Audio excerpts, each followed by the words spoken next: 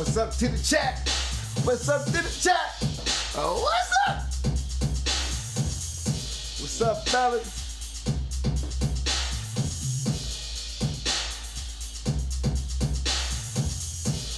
What's up to the Shark Tank? What's up to the Shark Tank? 614 Tree in the Hills. What's up, fam?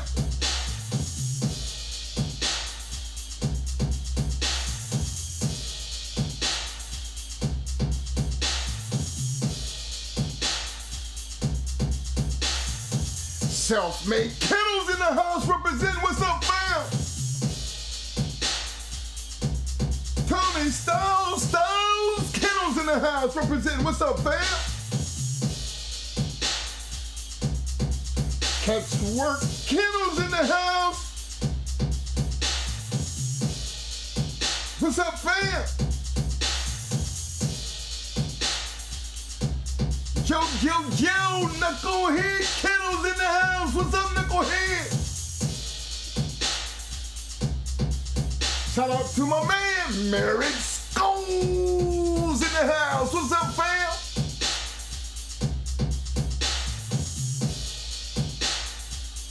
My man, PGH 412 representing. What's up, fam? Yo, Knucklehead, I want to give you a shout out, fam. I don't know if you was in the room or not, but I did catch that super chat. Appreciate the love, fam. Appreciate the love. Shout out to my main man, Crockett's in the house with the super chat. Appreciate the love, fam. Get this party started off right. Crockett, do what you do, fam. Appreciate the love.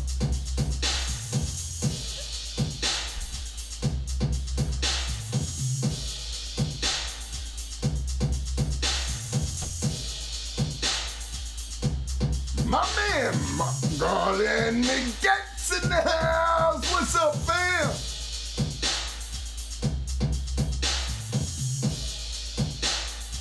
Shout out to my main man, Arrowhead Kennels in the house. Represent, fam. What's up? Joe the Insane Honey Badger. What's up, fam?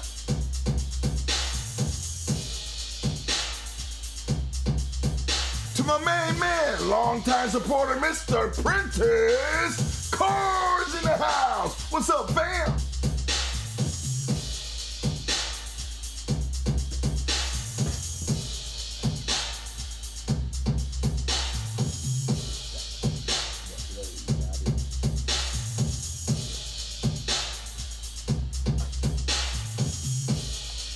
Martinez, Gang Dogs representing in the house. What's up, fam?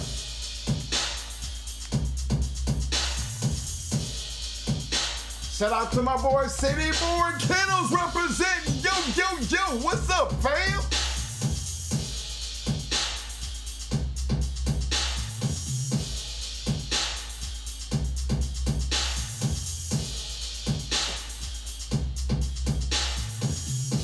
Jimmy Mack, what's up, fam? Walnut, PA, representing. What's up, Walnut?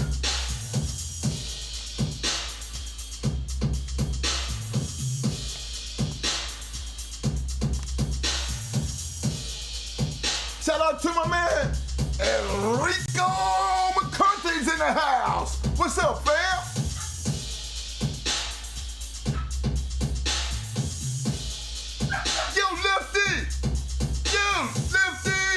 What's up, fam?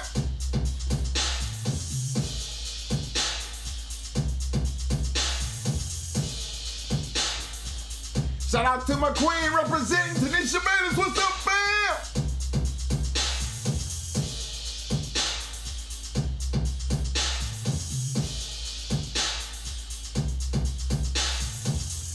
Shout out to my main man, Reckless Wishows in the house. What's up, fam?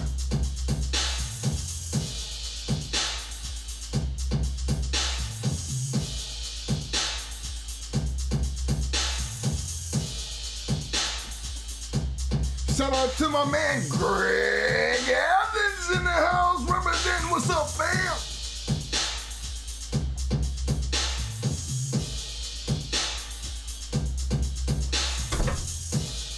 Shout out to my man Jermaine Brown's in the house. What's up, fam? I'll see you, fam.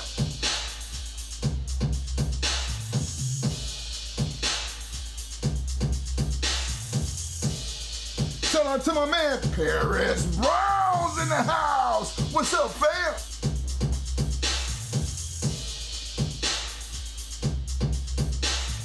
Yo, Mike Lee. What's up, fam?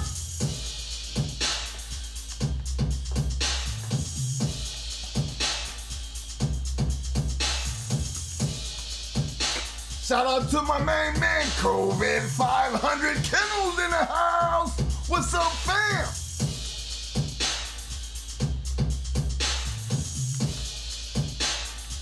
Again, another special shout out to my main man, Crockett, for the super sticker. What's up, fam? Appreciate the love, Crockett. Always been a good, long time supporter, fam. I'ma always give you that shout out, fam. You fellas, don't forget to hit them like buttons. Don't forget to hit that super chat.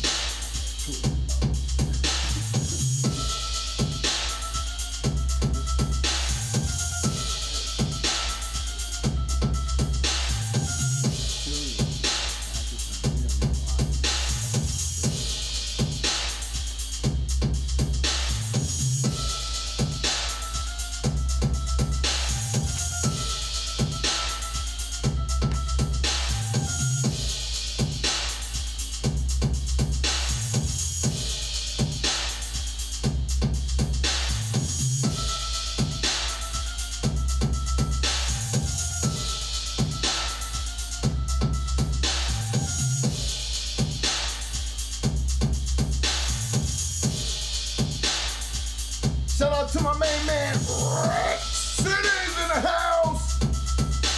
Green team, yo, what's up, fam?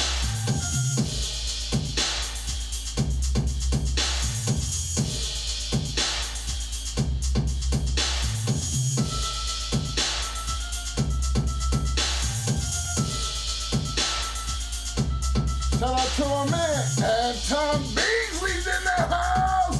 What's up, fam? Yo, Anton.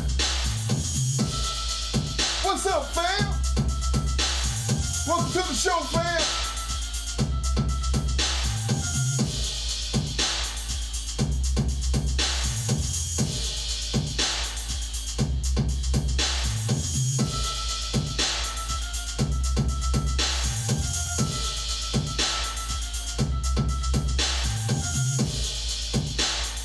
Shout out to Angel Dust in the house. What's up, fam?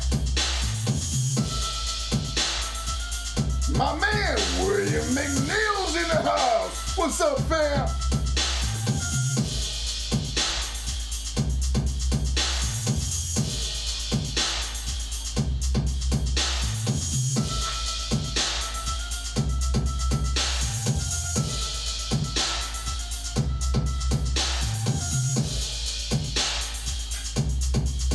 Big shout out to the Shark Tank. Big shout out to the Shark Tank on this Friday night.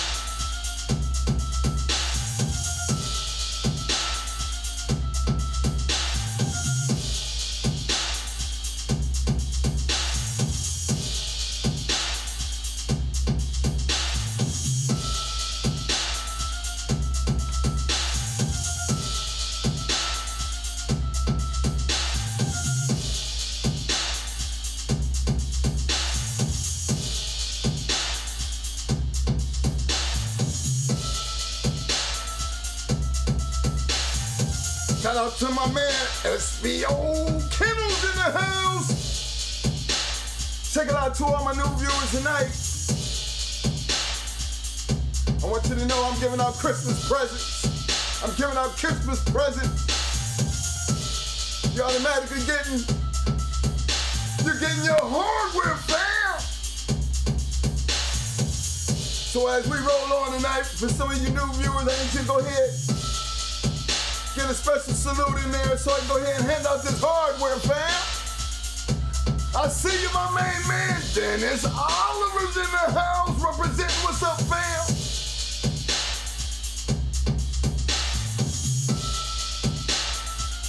Angel Dust, I need you to pop up one more time so I can get that hardware out to you.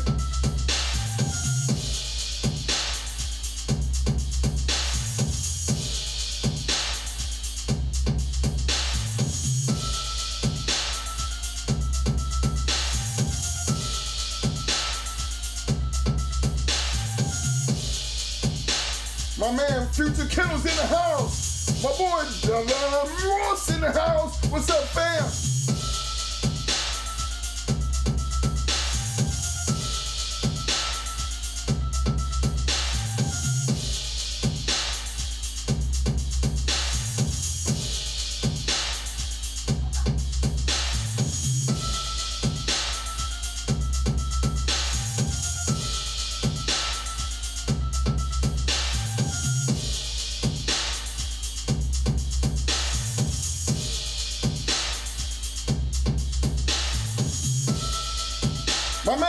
Kennels in the house, what's up, fam? Yo, Mo!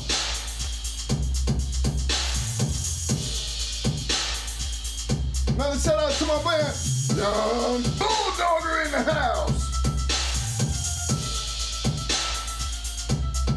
My man, Rico Sanders in the house. What's up, fam?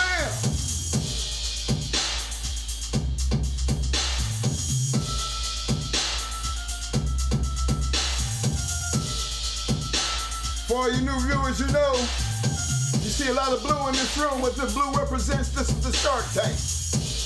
In order to get that blue, usually all you gotta do is show up, participate in the chat, and you'll be getting your hardware. But tonight, for all my new viewers, that stopped in tonight, participated in the chat, you will be getting your hardware as a Merry Christmas present from us, Throwing Hard Killers Reloaded Talk Show. So what I need you to do, I need you to put your name up there. I need you to go ahead and type something so when I see you, I can make sure you get that blue. So help me out here so we can get this thing started. I get that on out the way so we can go ahead and make you officially a part of the Shark Tank. Here we go. Yo, Mo. Hey, what's up, man? Yo, Mo. Come on. Yo, Mo. The house. Let him know, bro. Start. Come on.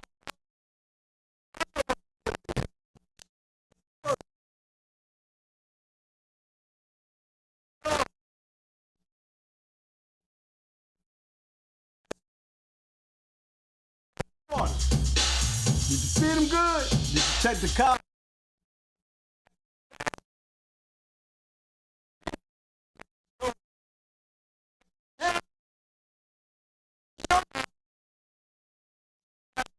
We sit down. Come on. And if that's what we done, fellas, you already know what time it is. What's up, y'all? Thank y'all for coming out there on that goddamn Hot Mic Friday. What's up, fellas? That's right, baby. What's up? That's right. Come on.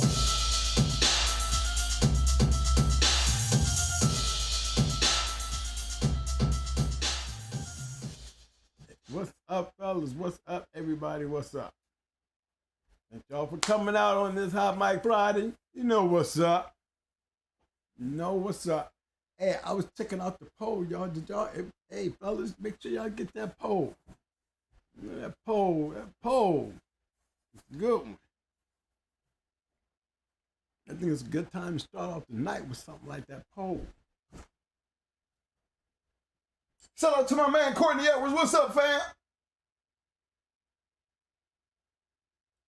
Hey, what's up, fellas? Look, everybody, ladies and gents, doggers and dogettes. Tomorrow is Christmas Eve. And you know what that means. We gotta put the dogs down for a minute, y'all. We gotta put the dogs down for a minute. Okay, we're gonna have to stop for 2 days and take care of the family. You know what I'm saying? I mean, if y'all remember the first beginning of the videos, the very first video, the yard. Those who ain't never seen the yard, you really need to go back to the yard because the yard covers this part of being dedicated dog man as we are. There's a lot of things that we covered based on things that's getting ready to happen in the next 2 days. You know what I mean? Guys, I mean, just in short,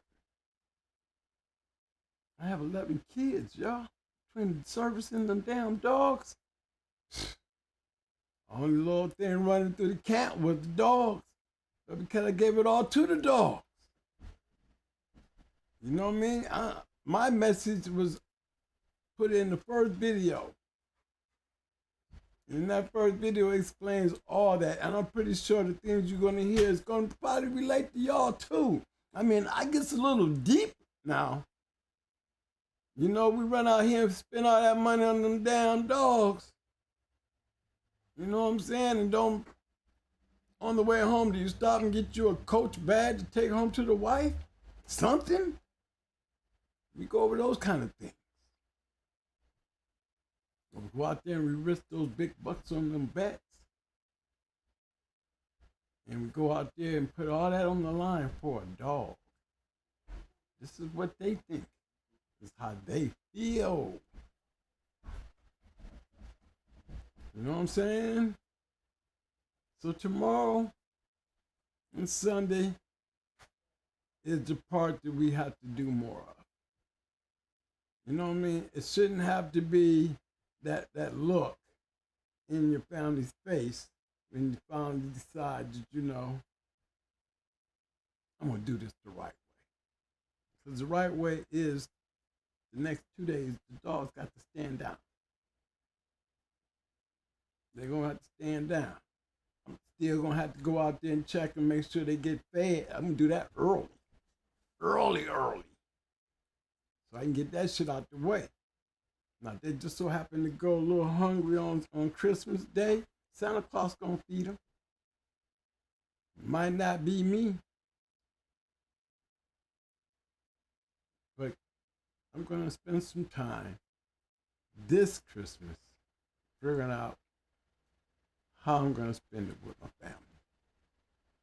You know what I'm saying? We ain't gonna think about no dogs. Probably gonna see them. Probably even be thinking about y'all, wondering if y'all doing the right thing too. Okay? Get too bored, I'll go start pulling up pedigrees on my phone while I'm sitting there while everybody else is looking and making all the noise. I'm sitting up here pulling up heads. Yeah, trying to find something else to find out and see what I can talk about. But this holiday season, we got a good stretch here. We got Christmas, and then we have New Year, all within that period of time. And it's a really good time to really get in there and put it in on the family because, you know, right after that holiday, shit changed quick.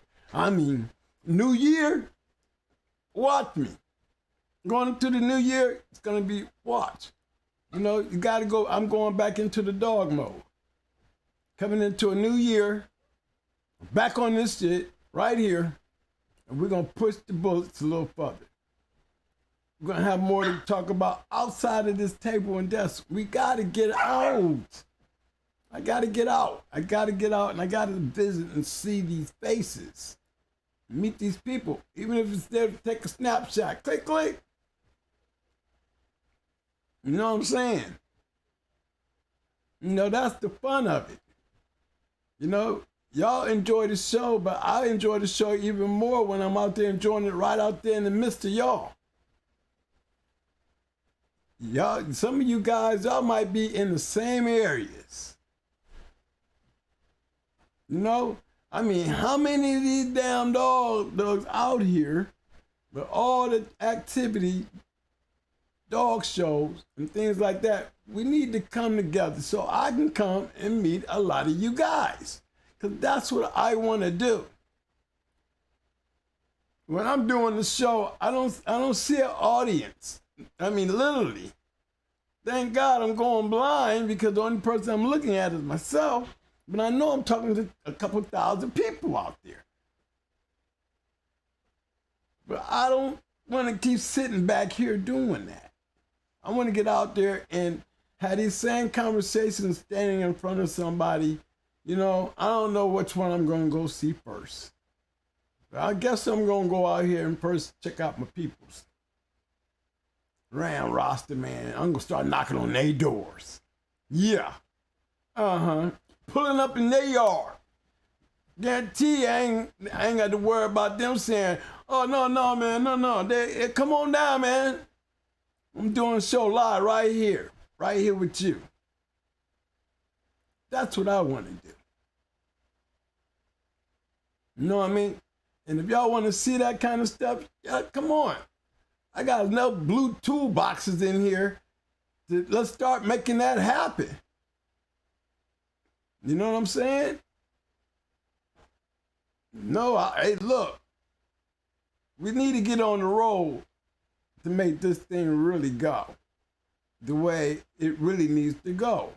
Y'all got all these pretty ass pedigrees. You know what I'm saying?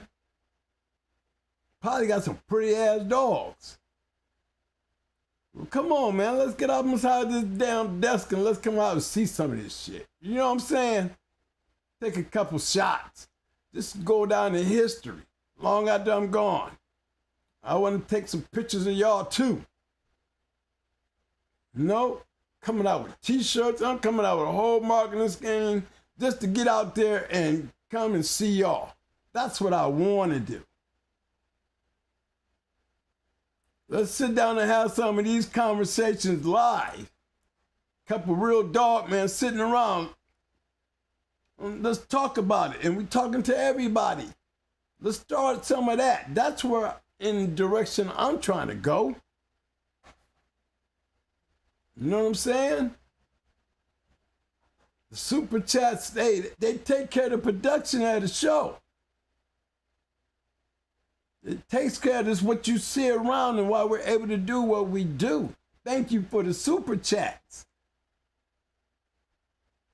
The Cash App is always at the bottom of the page. It's always there. We don't have to speak on it because it's right there. Everybody know what Cash App is. You just want to, do we have to ask you or tell you why Cash App is always there? The Cash App was always there from the very beginning, guys, to make things happen. To make things happen. That means to get me out this chair. Out the chair. Because the things production is doing are making it able to take and do a production is what is being taken care of. We have to move forward and get that production out there, man, where it really I want to be. You know, I want the show on the road. I want the show to go see people. And have our shows having these conversations and looking at these dogs. What we hiding? We ain't hiding nothing. We ain't doing nothing. You know what I'm saying? I guarantee you this will be an even bigger show. Because you know, once we get out there, we clowns. You already know how we are. We're going to kick it. You know, it's time for y'all to come on and make this thing grow. We got all the support, but let's get that. Don't forget, get me out the desk. You know what I'm saying? We need to get out the desk. Mike, where is that letter, man? Shout out to my main man, Lefty, with the super chat. Yo, look, I want to show y'all something. Shout out to my main man, Dickie Foster, long-time supporter. I want to show y'all something. Salute. He says, salute, happy holidays to all. That's my man, Dickie Foster. Dickie Foster. Lefty, appreciate the love, fam. I see you, mayhem. Windmill, what's up, fam?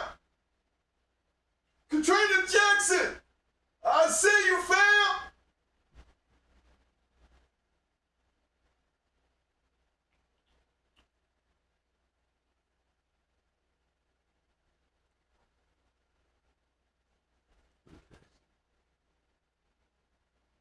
Now, Mike, you're going to have to help me here. You know, I got it where I can see. Hey, y'all, I wanted to share this with y'all.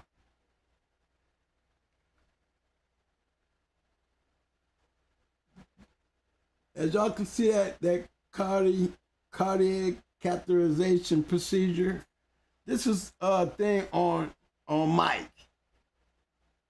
And this is their final report after all been said and done. You know, I'm gonna have Mike read it to you because, you know, my eyes, I hope it's where y'all can read along in a certain spots, but yeah. But come here, Mike, can you read that for me?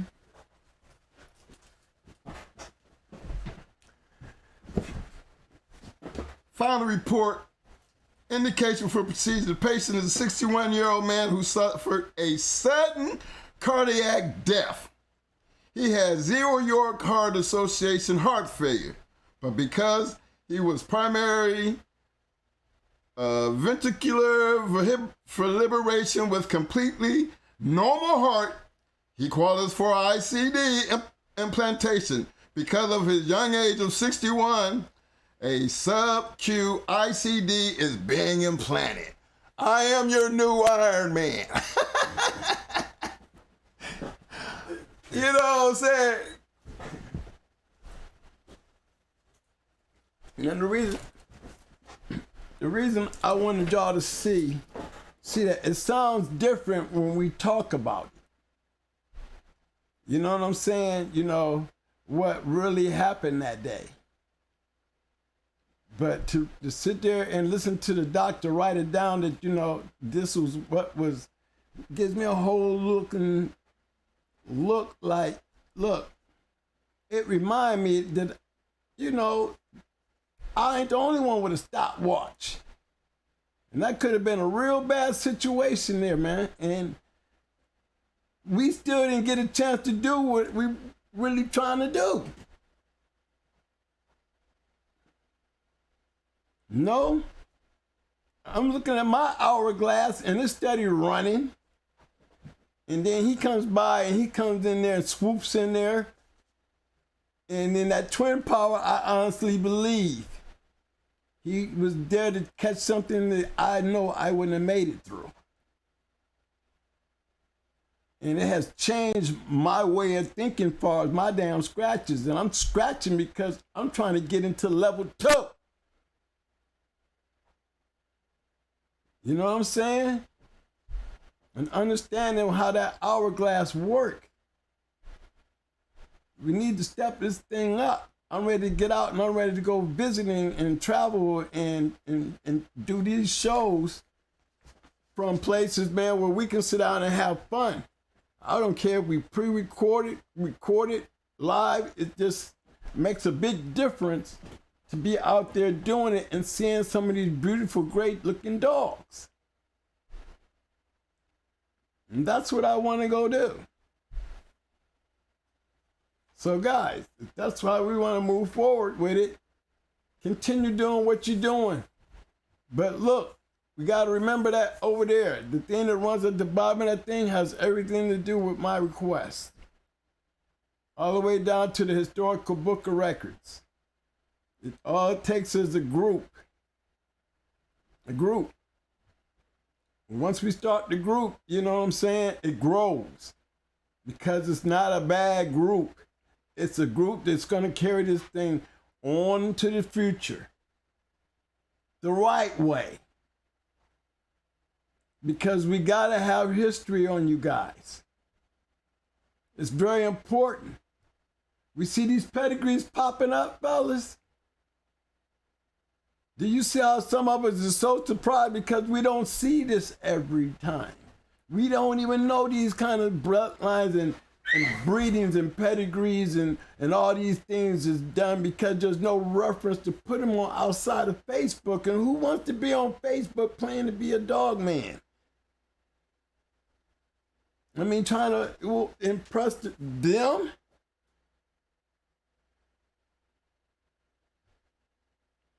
That's not our world. That's the world to get you in trouble, even when you're not trying to do nothing. You're trying to breed a particular line of dogs, and that's all it is. You cannot mix that with the pets.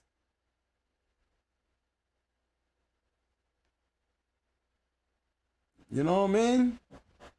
And that's what y'all are breeding and growing on. Historical dogs. Historical bloodlines. You're trying to preserve what's there.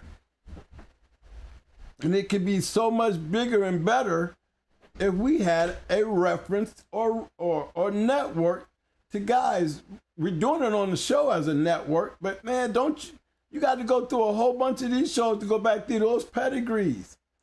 No, I want to do a show and go back through all the people, like they said, you know, the people who've been on the show.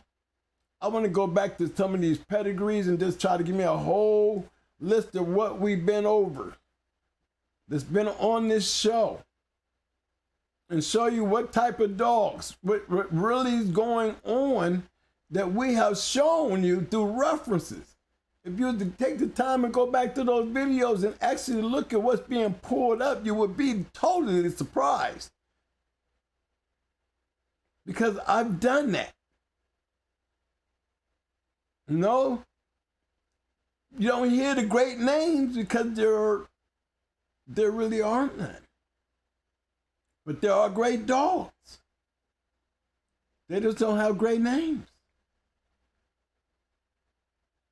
You have to carry great names into the history. Bottom line. Or those great dogs will be just that. We'll never know too much about them. We'll forget who they are. How much of an impact could they have to the game? If they was out there amongst the game, is what's brought us this far. And we have to start trying to work together to find that process. This platform, we do a lot of that. But we don't advertise nothing. Guys, we don't promote none of you puppies. We don't even promote none of your dogs. Because that's not what we do. What we do is enjoy the preservation of what you're doing with your dogs. Remember, we all live by the disclaimer, so what do we worry about? Nothing. If we live by the disclaimer, and I will make damn sure that we continue living by the disclaimer because we have a right to. But we have to do it different and we have to do it better. Shout out, hey man, with the super chat, he says the Pig Game World Tour. The game respects GHK.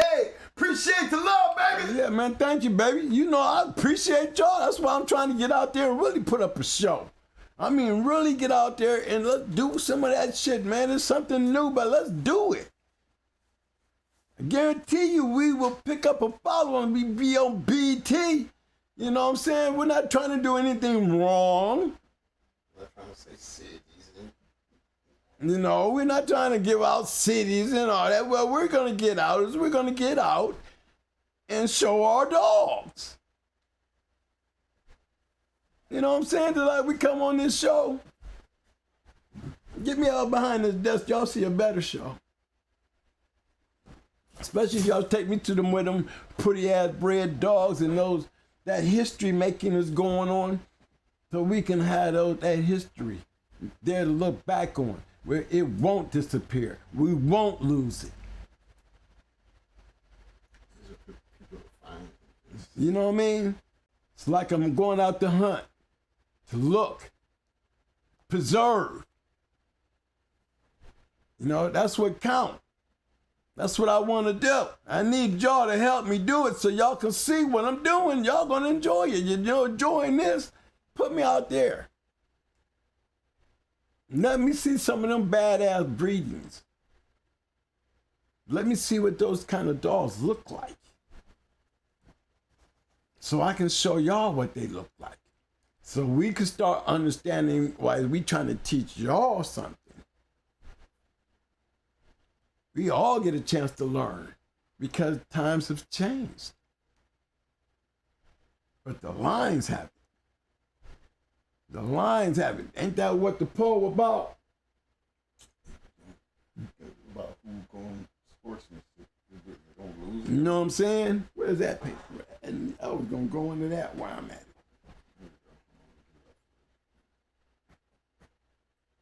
it. In the past, right there. Yeah, know that paper I have right there. Hey, check out the poll though. It says, in the past, some felt the sport is about dog be dog. Never allowed to be bloodline be bloodline. Who agrees? Right now, we got like 32 votes. But we got 84% say they agree. Then we got 16% said they disagree. Now, we picked this up from a January-February 2000 Sport and Dog Journal editing thing, you know, where it was editing. This is basically what he was, the letter to the editor was. And I wanted y'all to go over this with me. 73 votes now. 78 to 24. No, 76%. 76%? Oh, it didn't win. Oh, okay. 24%. Okay. 74 votes. It's not bad either.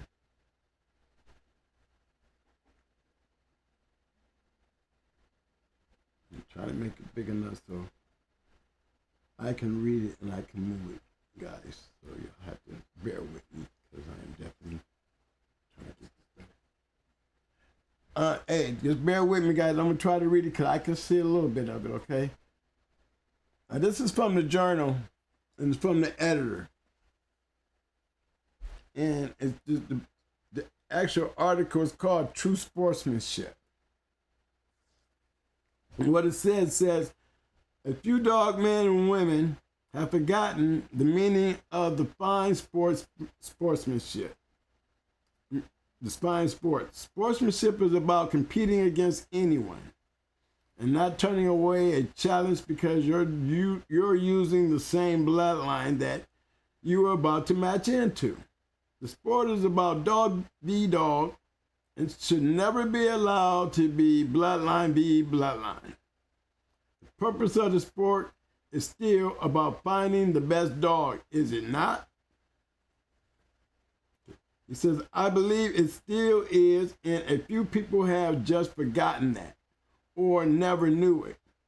I have been told that I was crazy because I'm showing a dog against a bloodline that I feel is the top of the line, the backbone of many fine dogs, but I am also buying a few dogs out of other bloodlines.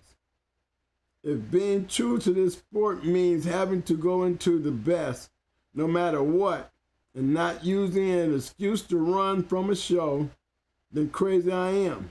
But at least I'll sleep well knowing I am a true dog man. And that was from PBA Kennels back then. Okay, now here's, let me see if I can bring it up just a little bit here, guys.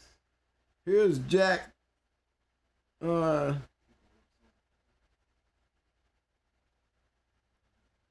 let's see. That's the wind blowing.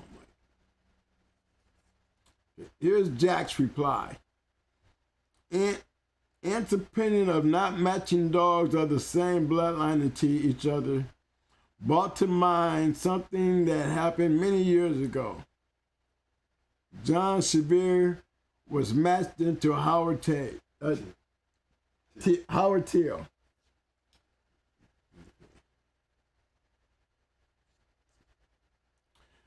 They were in their respective corners waiting for the referee to say, release your dogs, when Howard yelled over to John and asked him where he got his dog. John thought for a moment and then yelled back that he got the dog from him. They both laughed and stepped out the box. They did not want to match dogs that were closely related to each other, and it had nothing to do with the sportsmanship. The point being that whatever you do with your dog, your own dog, is nobody's business but your own. No one should feel obligated to match into anyone else simply because someone wants to match into you. No matter what the reason, and you don't need to explain your reasons if you don't want to. Okay. That was Jack's opinion, the editor's opinion.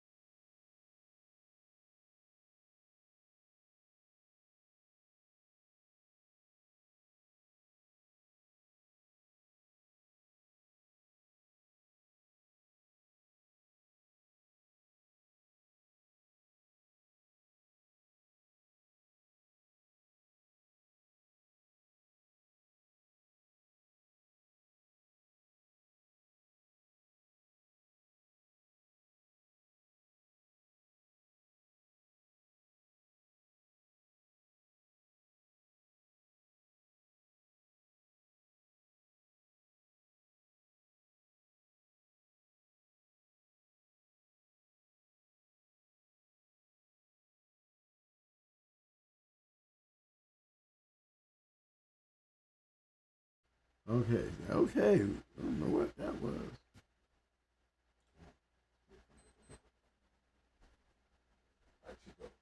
Okay. All right. Now, what was it? We're gonna pick it back up to just start from our situation. Oh, okay. We was on our situation where I'm holding both situations. One don't like going into a dog, which was Stone City, and you already knew about Buck Rogers because he was Mayday Stone City. Now he's a grown man now. The Buck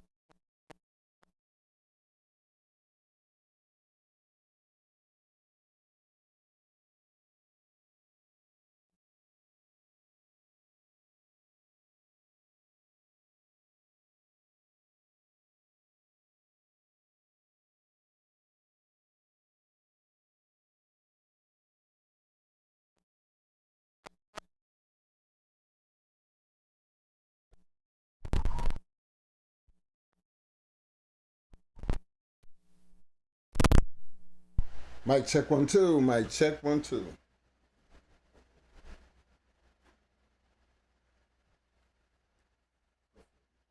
All right, let's see where we at here, fellas. Look like I'm catching it. Yeah, I'm getting a good buzz over here now. Thumbs up, fellas, if the mic is right. Okay, I got thumbs up. Okay, I can't hear you. Let's see, Rubber City. Dickie Foster. Okay, we good. Okay, hope so. Is Rubber City saying we good? All right, let's see that then. All right, fellas. Okay, back on the hand thing again. Let's try this again here. Point coming down to is, I don't believe in bloodline on bloodline. You know, I don't believe in certain particular breedings and things like that. My thing is, if I'm running a particular line to better it, I'm not out there to destroy the particular line. You know, but when it comes down to it, here's the big point of it when it comes to me. I don't ask who or how you bred when I was hooking anyway. Didn't care. Just bring the weight. So that throw all that other shit out the window. You know, when the bloodline becomes an issue, it's because when we came with Buck Rogers, he was a story because of the fact that he was a Mayday Stone City dog. And we just so happened to be going into a pretty good dog man that had the champion local dogs, which is Stone City dogs. Now, whether they knew who we was or they thought they might have had the better Stone City dogs, and maybe they had that kind of attitude that they wanted to prove that Mayday shit didn't mean nothing to the Stone City cross. Maybe he knew something because I didn't know he had one. They pretty well knew who I was when I got there. And the fact that we was two Stone City dogs, so they look at him. Maybe they didn't care. Maybe they had a point to prove. Either way, we you know, it got done. And to me, it wasn't no point to prove. Not to me. It was just a win. That's all. And it really bothered me because, you know, it's not, you know, come on. Logical thinking.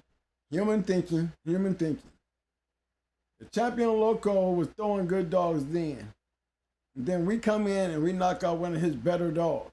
What the hell is y'all gonna be acting like? Is he gonna still stay on the top of y'all playlist, or he done went down like college football ranking? You understand what I'm saying? You understand my point? So that's why you shouldn't play in within each other's same line and what y'all trying to do to prove a point. Because the only point you're hurting is the line itself. If you're trying to become the better one and you so quick on proving you got the ultimate one, then the only thing you finding yourself doing is beating up dogs in your own line. Don't make no damn sense. Just because you want to have the best of the line. Or you want to go out here and try to beat everybody, but you can't whip your own line. You know, you have those kind. Don't want to go into their own line because they don't know how good their dogs is to their own line. I don't remember anybody ever comparing lines like that. You know, and the only time I ever hear those kind of conversations when you have a person that, you know, is really used to, you know, ducking because they quick to say their own line. You know what I mean? And really going to everybody else's line, but he really would like to go into his own line. So you know what I'm saying? They still sound relevant talking and explaining themselves, don't they? But those right there, they're not doing anything anyway. You know, they'll be the first to say that they prefer going into their online to match their line up against a line of their own to see if they're on a better track than the, you know, with their line of dogs. And it does make sense, right? But to what point? It makes sense, but to what point? What point are you trying to make? Can we do this to the Jeep, Red Boy Cross, Tab, and all those? Do we just start taking the Jeep, Red Boy dogs and start, you know, can only be one? You have so many dogs in that line where you wouldn't, you're knocking off all the great ones. And when I say knocking off, it's like I said, if he lose, would Gator be the champion Gator? If he lost, could he go from up here to down there? You know he can. Especially if he's losing or beating dogs in their own respective bloodlines. You're knocking the value off because guess what? It's a pattern that's gonna destroy y'all, just destroying your own. It's not like you're getting the best because it ain't gonna never work. Somebody gonna come through there and get your ass. You might not get you with one dog, but your whole yard gonna get checked. It will get checked by the right people. We'll check a whole damn yard. But that's what kind of path, and you wonder why guys end up going back into the same people. Because of these reasons here. But to what point? You know, why wouldn't you give Yellow an opportunity, the man a chance to go back into Yellow 2 more times? One guy got a champion over 1 yard. Do we give him credit? Beating up somebody's yard? Probably was the same bloodline. You understand what I'm saying? To what point did it make? What sense? It actually makes it look bad when you look at their championship papers. I heard a couple of you guys say, oh, he went in it 3 tries. Oh, he did it 3 times. He got champion more than one person. Yeah, come on. We've been through these conversations now. You ever thought about it? Now we think about it and say, well, what if there was 2 lines going into each other? They had the same line. Maybe this was a yard battle thing. A bloodline thing. To get back. Still comes down to what point? What is the betterment are you trying to make? Just the way it's been done. It's been proven point.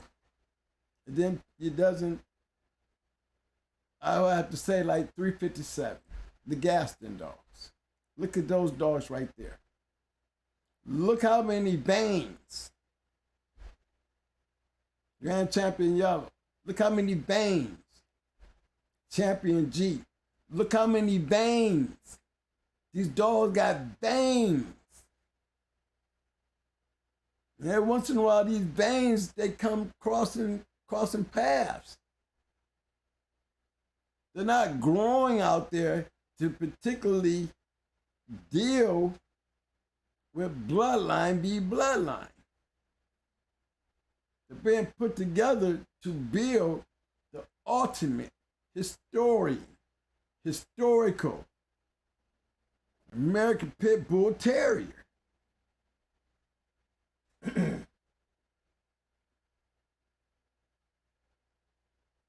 That's what it does. That's why we have so many great dogs and great stories. Remember, they're only stories. These are only fictional events for the entertainment and historical purpose of our entertainment, right? So let's talk about them. We do. We put the pedigrees up. We say our little stories. And that's what it is.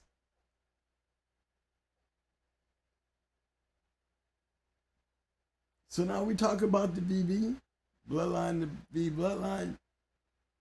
No, it's dog be dog, because like I said, nobody ever asked me, well, how is your dog bred?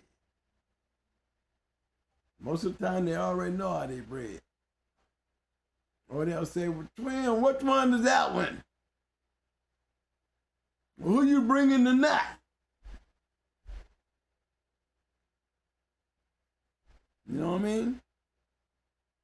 I don't never have to lie. I sit there and throw off the pedigree right there, walking down that hallway. Yeah, these all got down. Yeah, little right there. Yeah. Yeah, that one right there. Yeah, sassy girl, little puppy. Yeah, that's all for sassy girl. Yeah, sassy girl. You know what I mean? And hope like hell they go out there and do their thing.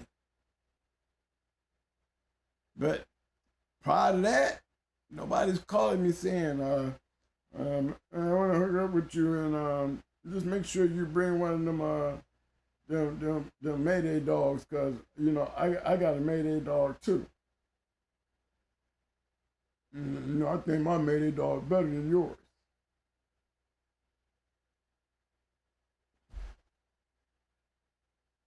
How am I supposed to reply to that one? How do you want me to handle this phone call, people? Chat room. How do y'all want me to handle that phone call? Mike, check the chat room and tell me how's my Shark Tank handling this conversation here? Shark Tank, how do we handle this phone call? Shout out to my man Fat Bill Riddles in the house. Okay. We got some comments. They call me up and they want to go into my Mayday dogs again, his Mayday dogs. Now, are we picking dogs or are we just bringing dogs with the weight? As long as they Mayday dogs, right? How do I handle this conversation? How would you handle a situation if a man call your yard and tell you, I see what kind of dogs you breeding. I'm breeding them dogs. I got dogs like that too, but they got a little bit this and a little bit that. I think my yard will smash your shit. Okay? How you handle that phone call? Especially when you know they're around. Remember, it's all for fiction. It's all fictional stories. It's imagination. Let your imagination run. Take the phone call, man. Take the phone call. Listen to the phone call. Tell me what you would say to that guy. Would you just hang up on some real dog man shit, though? What would you do with it? Anything money? Maybe I need to give it a chance to get in there. So that's a good one. Fat Farm. My man Fat Farm said, hell, bring it. Fat Farm. Now, you know, once you open that door, you're going to have to go take out the whole yard.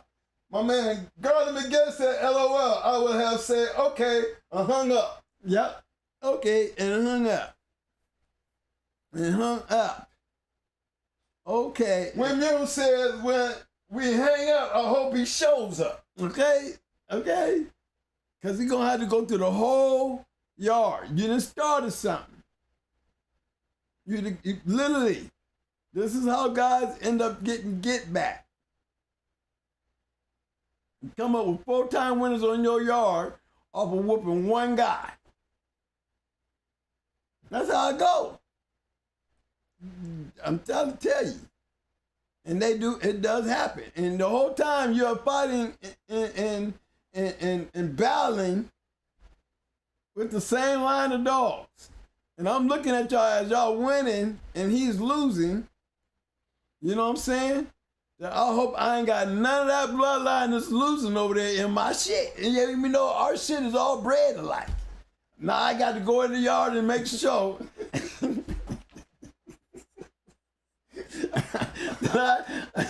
Oh man, I got to go out here and make sure now that I ain't got none of that other shit out there in the line. Anybody that's got that line of dogs, y'all checking your papers. You better be checking your shit. Because this dude is over here. Can't take nothing away from the dude that's winning. Because he might have some superior dogs here. He might be really on some shit. But poor old Jimmy over here, he's got that good bread shit, you know. Probably that all him shit, top and bottom. Can't win shit. Can't win nothing. Old dude over here beating him with some middle, you know, probably Same shit. Same cross. Same line of dogs. He might just have an outcross just a little different to put the match dog in. Remember, when we did the Mayday Stone City cross, and that's all it was, that's what it was known for. And that's what Buck Riders was known for. Baby was known for. Because they were those puppies. Yeah, they were those puppies. So it was funny for us to have to take him into one. A good one, too. You know what I'm saying? A good one. But trust me, you had seen the wreckage, then you would be going back looking at all them great local dogs and saying, especially when you didn't see a bad one, you know. But Ryder was a special dog. That's all that was. Not taking nothing away from the local dog that lost. But common sense, common thinking, even coming to y'all know. You got some of that logo shit, you gonna be like, oh, hey, you know that logo shit got beat yesterday. And then everybody with that logo shit is ready to check this shit. Oh shit. And that was one of the baddest ones out there. But can't take nothing away from the dog. The dog was good. He was just on one that was better. But common sense thinking, keeping it real, keeping it posted, 100. Y'all know. Y'all be checking y'all papers, making sure y'all ain't got none of that in you. You ain't got none of him in you. No. All those half puppies off of y'all looking at y'all shit like, oh, but you either gonna come with the butts or you gonna start selling. You know it. You know it. Who has puppies off a 4-time winner, and then when that 4-time winner lose, y'all ready to get rid of them? It's just how they lose. They lose game, y'all keep it. But you run out there and you wonder why he's a 4-time winner. Y'all, you be mad, right? Especially if you got a whole yard of shit. But that's because y'all, the way people's thinking. The game is filled with that stuff, y'all. It happens out there. You know, it's filled with it. Y'all just don't know the in-depthness because, you know, it's still a fictional story. Let the imagination run. That's all it is. Let the imagination run and laugh about the shit because it is funny. There's so many ways of looking at it and seeing it. My man Crocker wanted to know how many champions and grand champions we've had. No grand champion. No grand champion. Hey, Crockett, this one for you, baby. I got your question. I'm going to get an answer for you. We ain't never get a grand champion, but we've had 6 champions.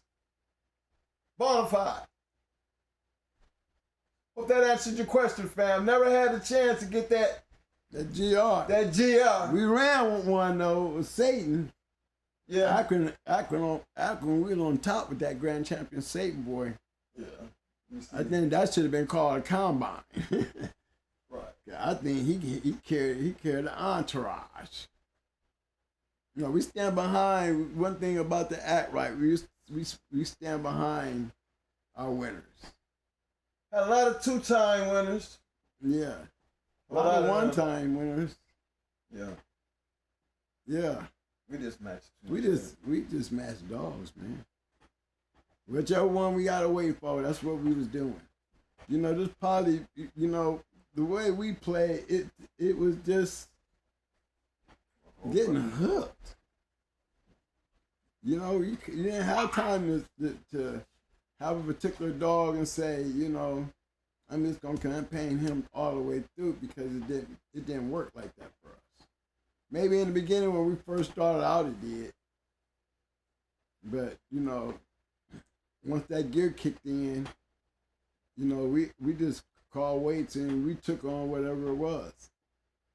So a lot of dogs got a chance to get in there a couple of times and become the great dogs that they were. But most of the time, we was out there just putting them down. We had what, 38, 40 fights? Mm-hmm. Out of that 40, we had a lot of them. But shoot, I mean, that's, to me, it's not a lot, because I've seen, you know, there's great dogmen out there that done more than that. Our thing is the fact that we were able to do it and feel just as good as they did, because we know what it felt like to win. You know? And know what a good badass dog looked like. That's what's even better than that. You better have your shit on point. And people knew that right off the back when they ran into us, because I came in there with certain kind. And once you figured out how we came, believe me, it was going to be a show. That's why we got the reputation and the respect that we got, because we do bring killers. Period. That's exactly what it was. The pace, the ability, the conditioning. You just was not going to come in there with, didn't matter what you had or didn't care what it was.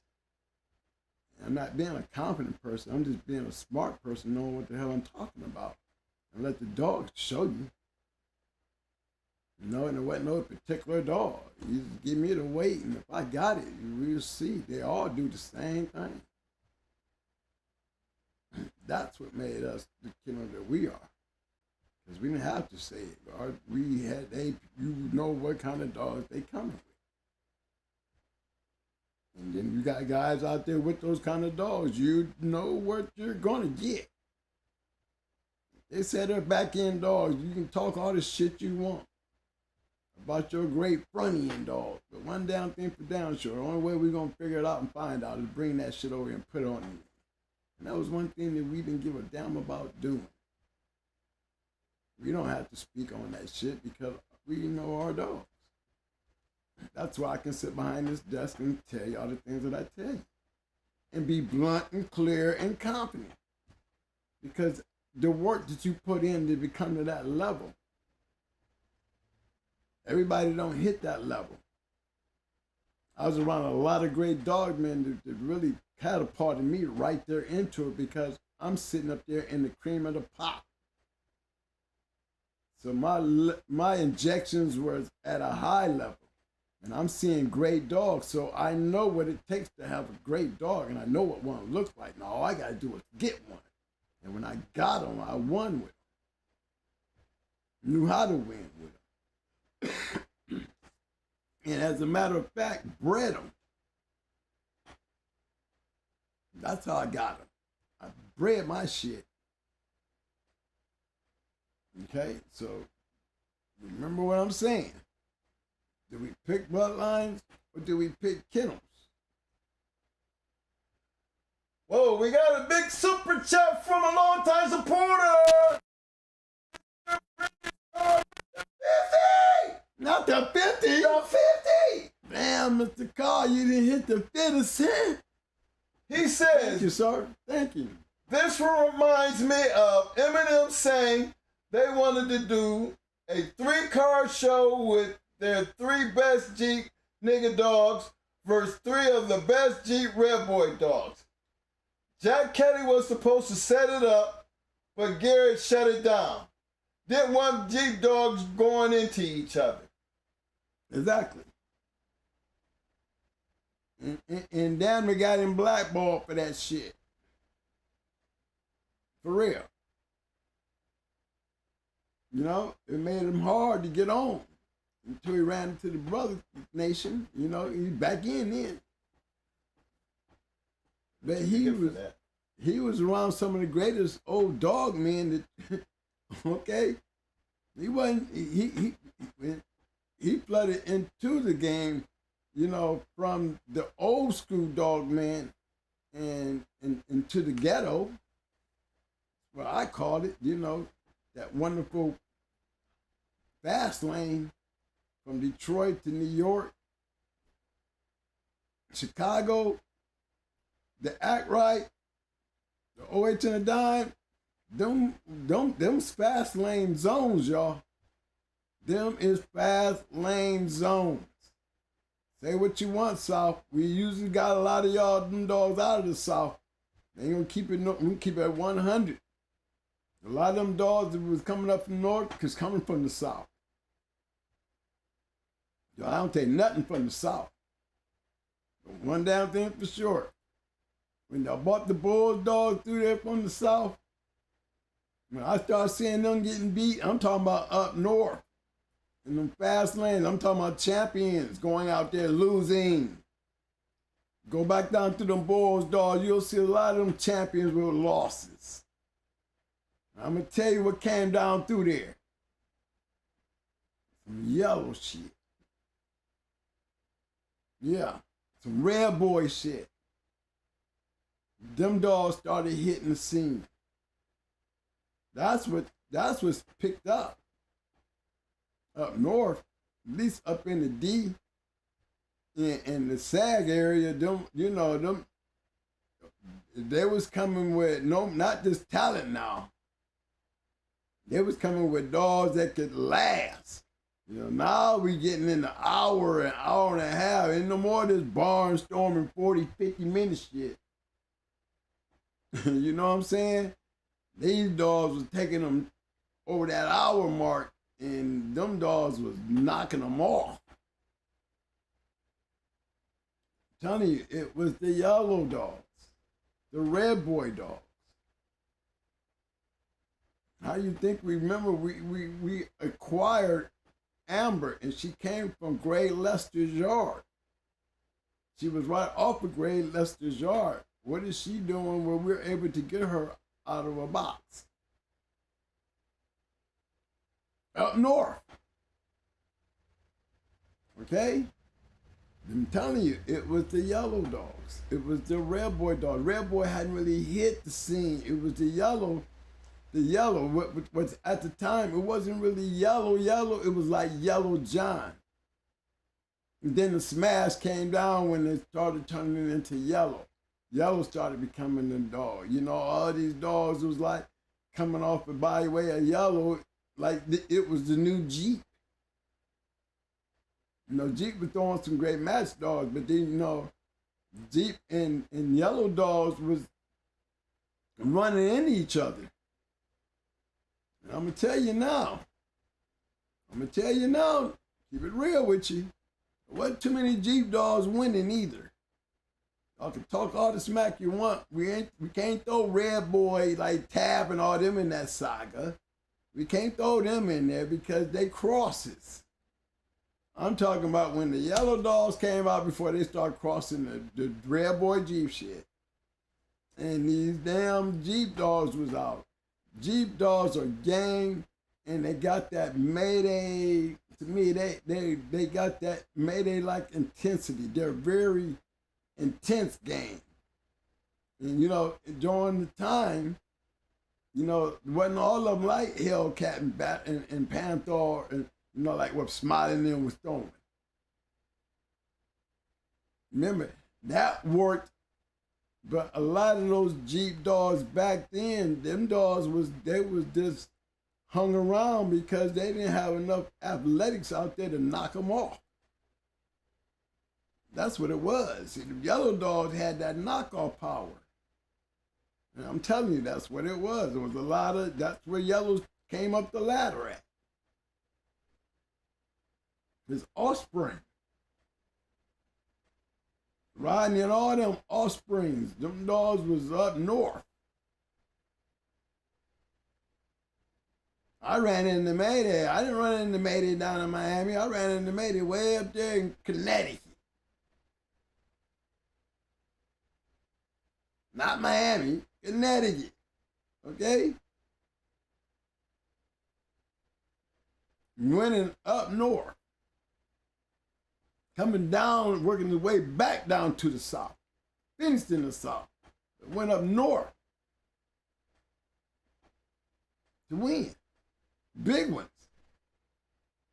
So I think a lot of the great ones came by north, south, east, and west, but the competitiveness was really fun when Texas comes to south or Texas comes up to north, because Texas is one of them traveling back in the day timers that they travel with some badass shit too. And Texans ain't nothing to be played with, y'all. Now, Arrowhead Kennels said yellow was a cross. Yeah, yellow was a cross, but it was damn near like a 50-50 cross, because both the Yellow John was already an inbred red boy dog. Yeah, see, yeah, it was definitely a cross, but it wasn't a 50-50 cross. You know what I'm saying? Because Miss Jocko, I don't think she was inbred. You know what I'm saying? I don't know if she was double bred Jocko or not. I have to look into that. But Yellow was definitely, Yellow John was definitely an inbred red boy dog. Inbred red boy dog. So he was, remember, Yellow John was a red boy dog before he became Yellow John. So we had to put, you know, Yellow John right along there with, you know, basically taking Tab and taking Jeep, you know what I'm saying? And putting Red Boy on that. You know, it's like putting Jocko on Yellow. You know what I'm saying? Which was actually Jocko on Red Boy. Jeep on Red Boy. You know, that's basically Red Boy being tatted on both of those lines. You know? So I wouldn't call them lines back then, because they weren't. The only reason they became a line is because it produced. See, before they became a line, they was just dogs. So remember, I'm talking about the dogs, not the lines. The dogs that made up the lines. Remember, they're only relevant when we're talking about the lines once they become relevant dogs in the line. Am I correct? Remember, them was the only things out there that makes anything worth talking about when it comes to these lines. Right? So, yeah, Mike. Yeah. William said his inbreed gene pool wasn't. Yeah, that. He said Yellow's inbreed gene pool wasn't. Wasn't what? Wasn't a cross. It was inbred. It was inbred. Ain't that what I said? That's what you said. Yeah, that's what I said. Speaking on what you said. Yeah, you're right. You're right, though. That's what I mean. Remember, you're right. Remember, you're agreeing with me then. Thank you. That's right. And when you when you learn the chemistry, guys, it's not a chemistry. It's having the right dogs in the right hands to make history. Because that's all we talking about in a fictional sense is history. If you took half the things we said and just keep it in the disclaimer value and views of the imagination of why we come here to listen to this shit, and for me to tell this shit, take the imagination and just kind of figure it out. Because some of these pointers that we be hitting on, some guys be so stuck on just being on the other side of the fence just to make them feel like you know something.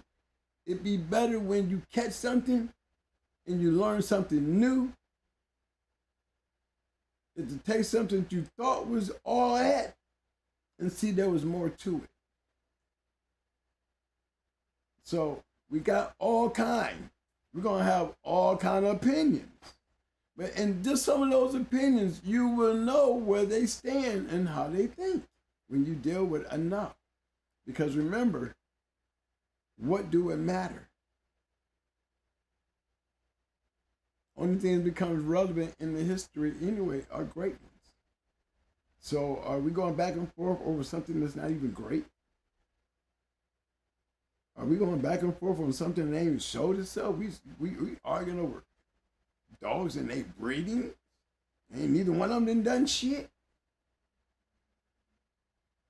Or do we have these kennel battles bucking each other's chests, bumping chests? You know what I'm talking about? Throwing rocks at each other and that's the only thing being thrown. It's called paper battle, where you're taking your papers and you're battling yards like, Pokemon. And that's okay. That's what you do. That's how you do it. See, you're not doing nothing wrong playing Pokemon. Y'all getting it? This is where we get our great warriors from. The Pokemon game. You take your line and I take this line and we see what we come up with. We got another super chat. Uh-oh. Got a 10-piece from Keep On Rolling Kennels. Appreciate the love, fam. Thank you. Thank you. He said, what's up, fam? Can you be in the fast lane alone with no friends or supporter behind you? I ask because I'm alone in the game. I want to travel in the fast lane. I love these bulldogs so much. Well, I'm going to tell you, man. As part of the past, it's like this. You got a good one that's winning, you will not be alone. When you winning, you're never alone. Because, see, in the fast lane, the games recognize game. And that's what makes it such a great thing, because this is where all the great matches came to be. When you have a great win, guess what? Everybody's going to be on your bandwagon. I remember I was talking about, the A-Town where, we still behind our winners. We should have been a combine because we all got on board behind each other. And we would go anywhere in the world and do it. I stand behind Kennels and I'll run behind them. I'm one of them. He might be alone and don't mess with nobody, but guarantee you one thing, I bet you I'm going to be standing right next to him when he go to throwing that dog down, you know what I'm saying? Because when you got a great one, you are not going to be alone. Remember, it's the winners that we talk about to make history. Anything less than that is irrelevant. If you ain't produced it, you ain't got it, why are we talking to you? It's how the history is written. Come on, guys. Look at this. Look what we talk and read about. We don't sit here and discuss a bunch of losers all the time. We don't have really no real famous losers.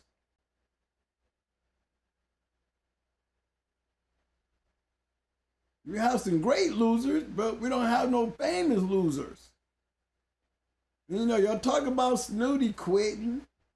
Y'all said Rascal quit. Who told you this?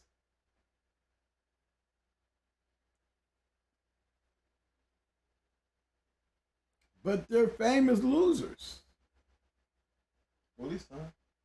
Bully son, famous loser. Why don't Bully son have a champion behind his name? Why ain't Bully son has a registered merit on his name?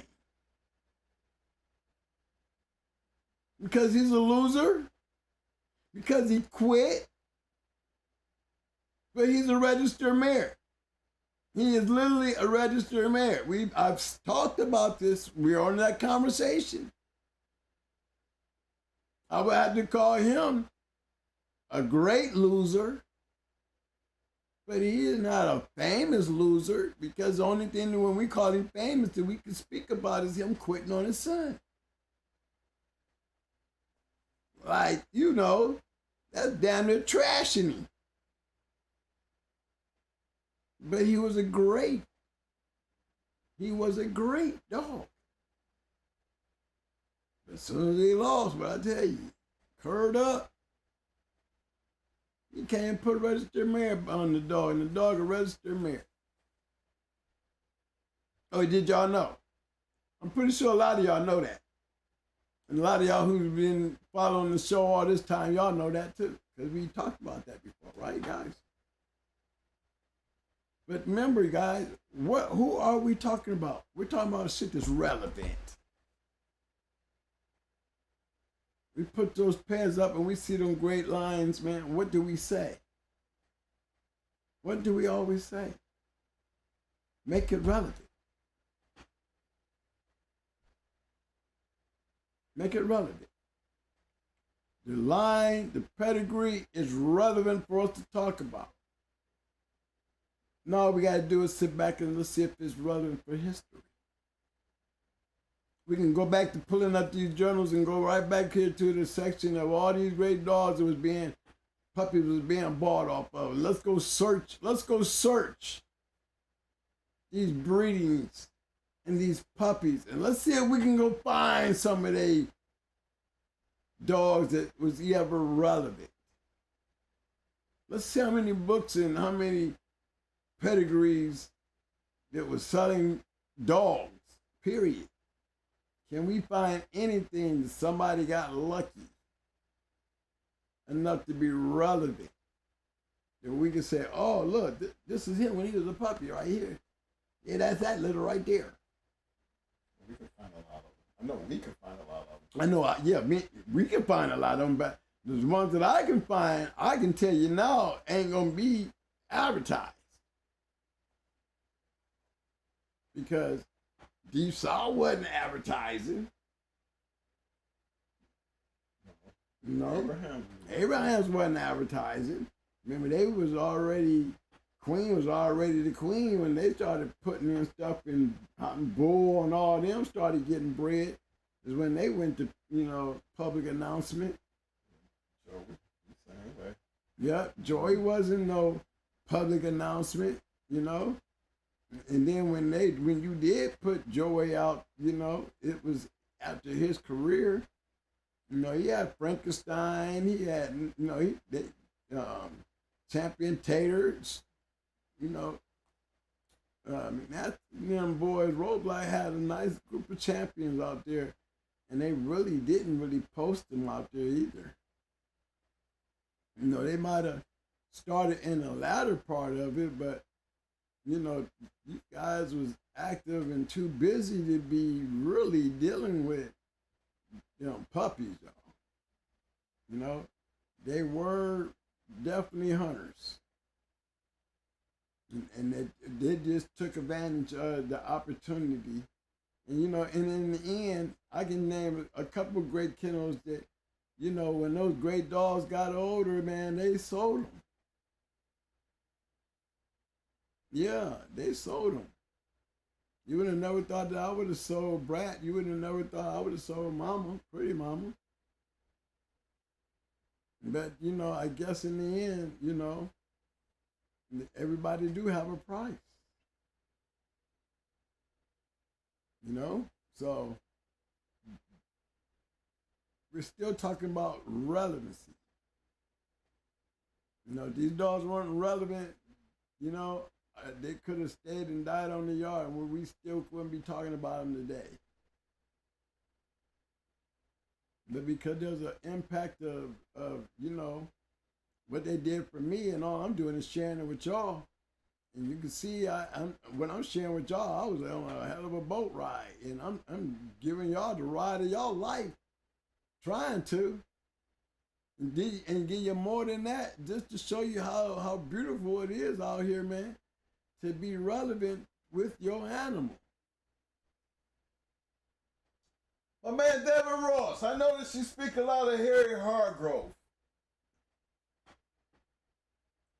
Go back and watch the Tony Wade video, our interview with Tony Wade. Right, Carolina boy. That's my boy right there. You guys give Harry a lot of credit, but see, back then Harry had the money, but Tony had the dogs. Yeah, it was Tony. It was Tony. It was Tony. Tony Wade. Knew him personally. Knew Harry too. But we knew Tony Wade. Yes. Tony's a good friend. I mean, he'd go far back to the beginning when we came in, he was already in.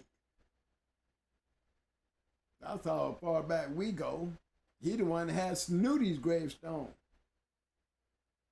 As his bro got out of the game, he gave Tony Snooty's gravestone. I had took pictures with it, y'all. Yeah, I had pictures with it. You know, I thought that was an honor. You know, to give it to him. That's how long they've been around each other. You know, Harry too. So Harry would take him and give him the dog, and Tony put him in shape. And a lot of the matches, man, that Harry was winning, and we're talking about two different kennels, Black Dragon and what was War Eagle. Two different kennels. Look at all them dogs that they was putting out there. You know, and to this day, you know, Tony, this guy has so many champions and great dogs, you know, it's like he'd be surprised with a lot of people that do know him, but you know, he don't see the greatness in what he's done all these years, even putting Harry on the map. And Harry was a good friend, and they're like good friends, and they got a little relationship out of happens to this day. To this day. But Tony was a funny guy, you know. He would put a dog in shape for nothing. Harry would bet all the money on the dog. Harry would win, and maybe on the way home, you might stop by McDonald's and get him something to eat. Sounds crazy, sounds funny as hell, but it's the truth. Go back and listen to the video. You know, it's funny, but hey, when you love them that much, and Tony loves them that much, you know, so I gotta give those hats out. Yeah, Harry was definitely a great dog, man. And guess what? Again, I said I came into the game learning what a badass dog looked like, y'all. From all different angles. Look at the people that I came in around. So I could pick up and look at trash real quick and know it's trash. I mean, and I don't call them all trash. I just know that, you know, in certain circumstances and situations on a fast lane, that what I consider a fast lane, he'll get blew through. And there's some great dogs out there that would have had ran up on some of them, that almighty, they would have got blew through. Sometimes you got to stay away, before you get blew through. Some of them ones, it's just best to get your pride and go sit down with it. But there is some out there. And that's why we got the Shark Tank. Look at that Shark Tank. There's some out there. You got them ones you just don't go running up on. I hate to see when they come at your ass. You need to have a great one. And I'm just being honest with you. Especially when they're out there making their shit great. It's hard not to make, yourself great being one of the victims of one of these great dogs. I say that with pride when I say that, with Mama and Brat and me doing both of them. That's 6 people we would. Once you look at this chapter from T-Wade. Chapter? Champion from T-Wade. Oh, okay. Yeah, just here, let me pull it up. Fat Bill, I'm working on that right now.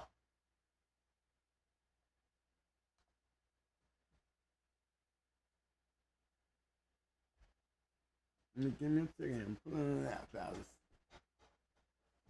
Oh, hell, we pulling up pedigrees. Y'all know what happened when we start pulling up these damn pedigrees. Just give me the number, money.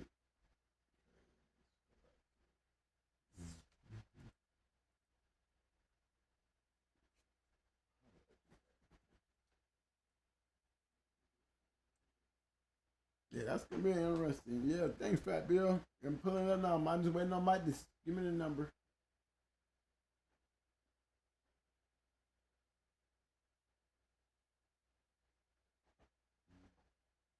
Yeah, fellas. Hey, again, I can't go through the chats because, I don't see the chats.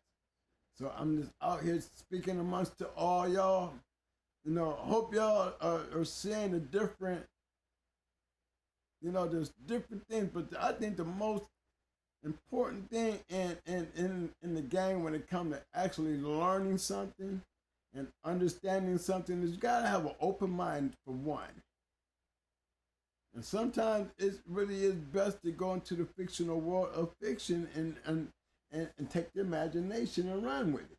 PDK's champion, PDK's jaws. I'm trying to get the number, but I can't get it. Okay, yeah, we go search. PDK or BDK? BDK. Huh? BDK. BDK, Black Dragon. Kennels, right? Okay.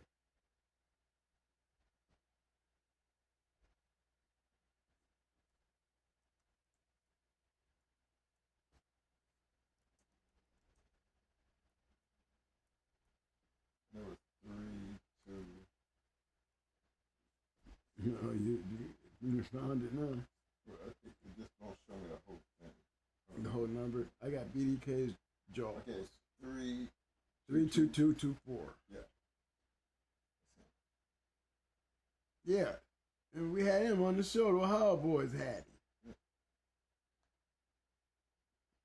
That bill down there. Got that buzzsaw. That bill there. 2 eyes. Look at the breeding, y'all.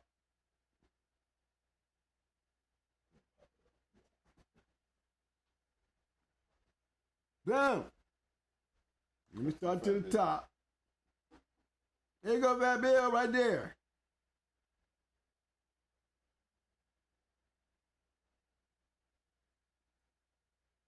Like I said.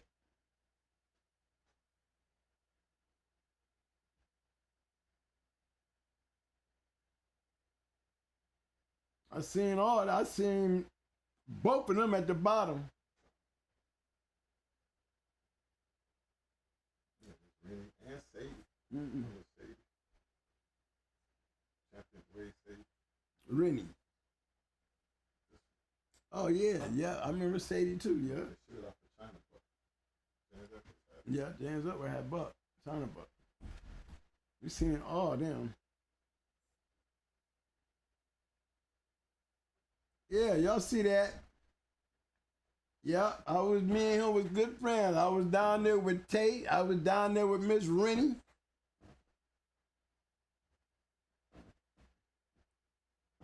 Me and him are real close friends. Hey, that's a nice breed though, Fat Bill. Tony knew what he was doing, didn't he? He just knew a good dog. You know, that's how he breed. That's a hell of a top he got there, Fat Bill.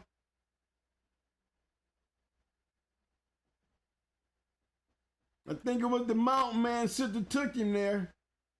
What you think, Fat Bill? You think it was that mountain man? You think it was the mountain man? You think he put that two eyes together with that Miss Rennie shit, man? You think he figured it out? I think he figured it out. Tony had his ways, but Tony, he know what he was doing. That's one thing for damn sure. That's what made me and him such a catch. He's the one that scooped out Red Ace. We get on that ride, we go to Tony. We want to catch on to make sure we come up out of Tony, y'all. We know we got a killer. Believe me, when we got down up to Tony, y'all, we went right after Grand Champion Tommy Boy. Okay, because we saw enough down there in his yard that we all concurred. Yeah. We did several of them. Buck riders, all of them. We all go to Carolina, that's our home. Back then in them days, you know, and he had that wolf. This big ass wolf. Yeah, he had a wolf. I mean, it was a big ass wolf too. But nice breeding there. That's a nice breeding. And like Bill said, the unknown dog was Ripper. Ripper dog. The Ripper dog. Yeah. That's one of your dogs too, ain't it, Bill? Bill. So I'm going after Ripper now. See, you done said something. Come on, give me the number. Give me the number. I need the number, Bill the Ripper. So we can fill that gap in and take a look at it. But look, it's a Boyles, it's right-hand man coming off an Ace bred to Ripper. Now, how Ripper bred on the bottom, I know one thing is they produced a two-time winner.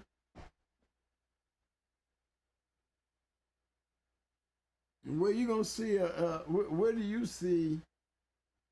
I mean, for real. Look at the So-So Boy stuff.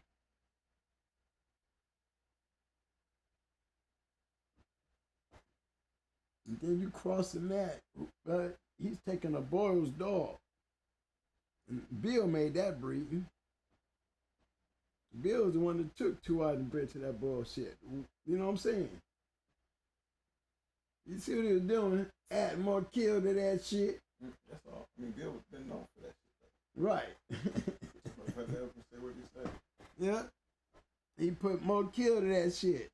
And then knowing he a Ohio boy, you know he ran through the mill.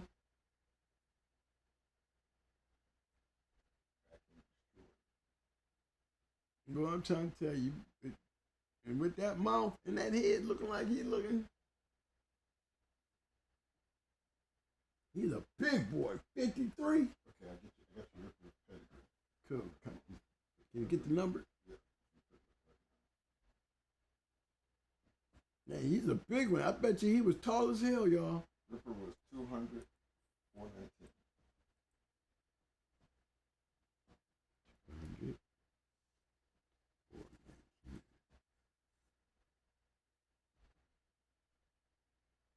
Here comes Ripper.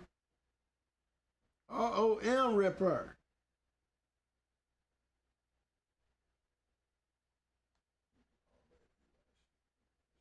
Oh yeah, okay. God damn! I just got to the top half and was like, oh, you didn't tell me it was off of Frisco. Crossed with some boils. Double bread on the buzzsaw.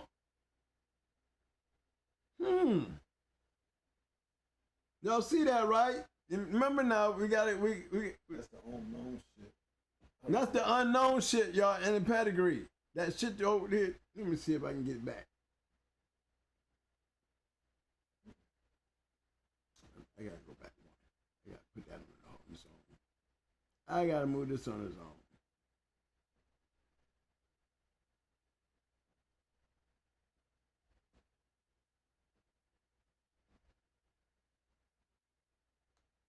I'm going to hold on a second, y'all. I'm going to steal this right here and then put back Bill's dog back up so we can switch between the two. You know what I'm saying? Okay, what the fuck is all this shit here? Huh? What the hell is that? Is that what is this shit here?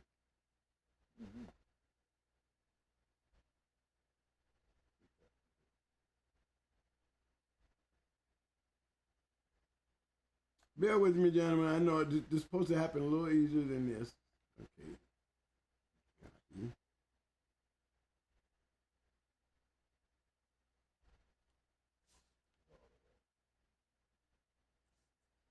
Yeah, double tap this thing. Kill all this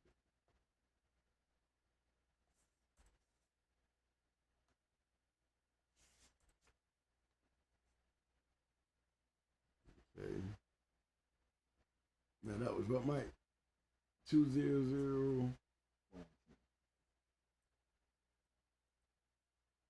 200. 419. Okay, now I got them both up. All right. Thanks, guys, for bearing with me. I think this is a point to see. Now I got to go back and point out something here, guys. When we go back to this pedigree, I want y'all to take a snapshot of the top half. We don't even want to put the bottom in. I just want y'all to concentrate on the top half right there where it says unknown. Now we know now the unknown is Ripper. Look at the top half. And then when we go to Ripper, look how this dog is actually bred. Right? Y'all got that?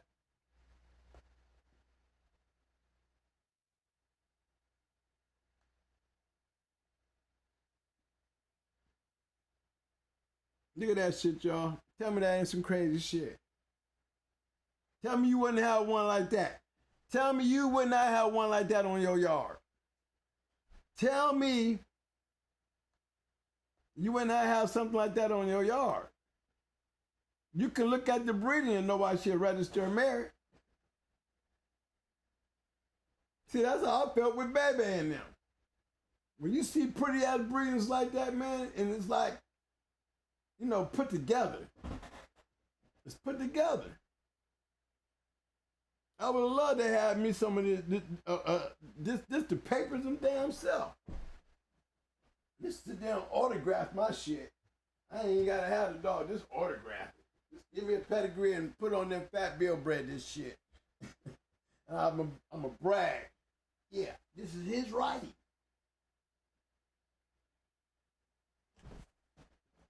You know what I'm saying? There's not too many people out here that can go back and say that they got dogs bred like this. See, that's that where that breeding come in, man, and you see the results, and you always hear me talking about relevant shit to talk about. Now you see how excited I sound. Because it's relevant. We're talking about something that's really relevant. We're looking at this R1 bitch and looking how she bred. Now, if I'm trying to have some R1 shit, I'm paying attention. Especially if I'm dicing it with some of this shit right here. If you got any of that in you, it's the way you put it together what makes it work, man. You know, I don't know. It's a... I see one line, Mike. I'm seeing double, missing. Okay. Mike, check one. Now, where I lose him at? You know, girl, they still heard everything.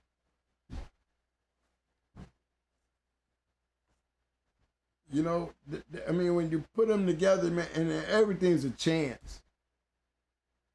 Everything's a chance, but one damn thing for damn sure, you know, results speak for themselves. It's the results to make the whole conversation worth it. It's the results to give this whole pedigree a different look. Because if I ain't got nothing like that on my yard that I can sit there and say that, you know, if you ain't got an RM on your yard, this is what it looks like when you get one. Keep in mind. And the only reason I say that, because we started off talking about him. Back end destroyer. Let's see. Why?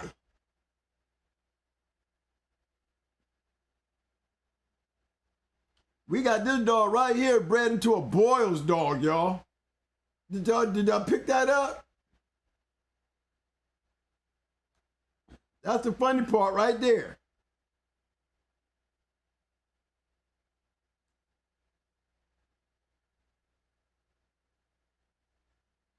And that's the beginning part of the Boyles.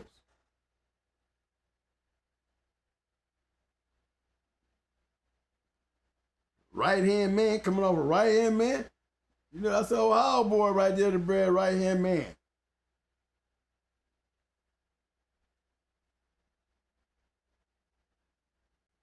That's a Boyle's dog bred to this shit here.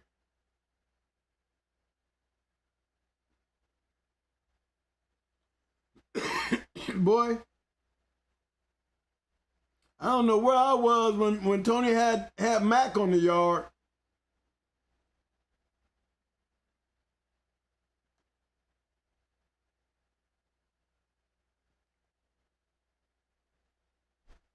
I really don't. I remember these puppies here though. I remember because me and him, we did the Rennie Kate breeding, and I can tell y'all, I remember these puppies right here.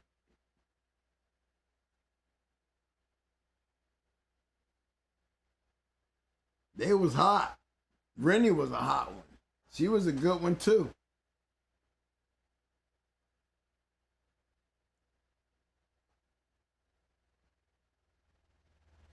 Yep, got a picture of her the day before she became two-time winner.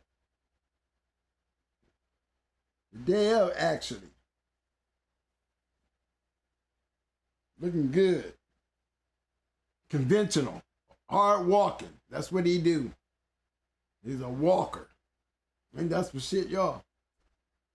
Man don't have a meal. He's lucky he didn't get one. But his yard, he feed true. I like that breeding, man. I was just wondering, Bill, the Boyle's breeding, man. What made you go to the Boyle cross? Can we? I'm gonna click on that.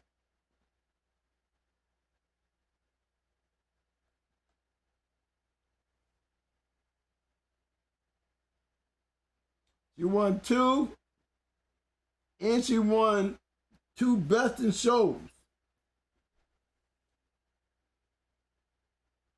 She beat the Color Brothers champion Crook, and I remember champion Crook down there with the Color Brothers.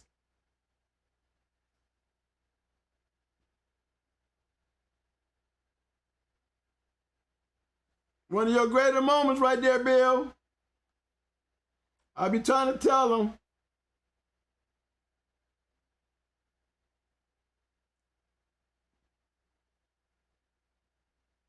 I definitely be trying to tell them, Bill.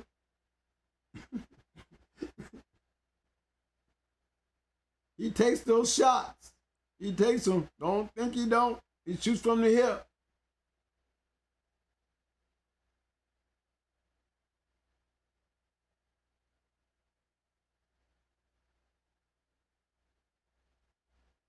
You can look at her and tell she's battle built. And she's a big bitch. See them big dogs, how they built with them long legs?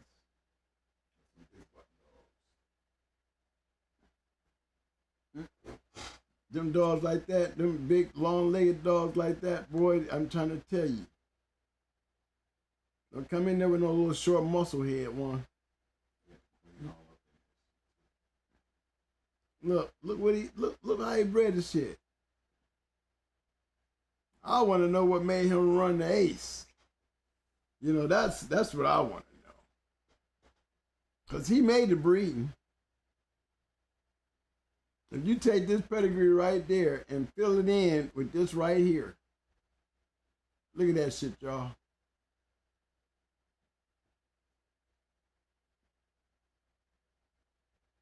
And then to have one, still winning.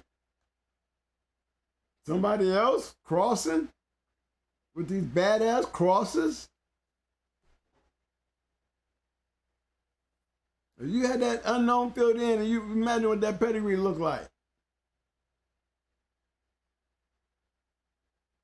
Where was I at?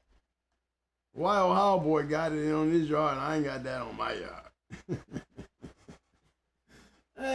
You know what I'm saying? I'm gonna tell you why. Because we bet with Tony's yard.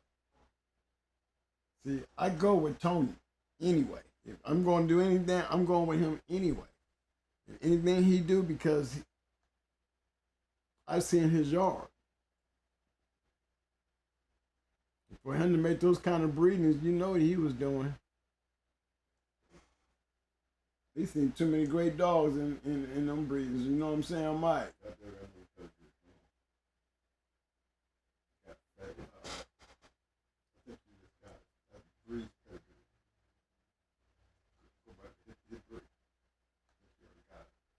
Hit Bree. Go back to Bree. I got her on the screen. He pulled up the one that's got that field. Oh, he did? Okay, what's that number? Oh, I'd like to see that. That number is 1652. Okay, hold on, Mike. 16. Hold on. My eyesight here a little bit. Okay, 1 65 65 231. 231. Okay, y'all. Now we get ready to see what it look like. This is what it looked like. Filled in. Woo! Woo! Man.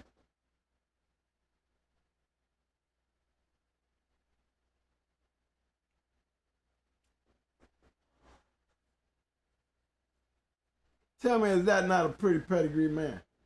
That's what's missing on the other pedigree. Yeah, this is what's missing on that other pedigree. Where it's unknown, this is what it would look like.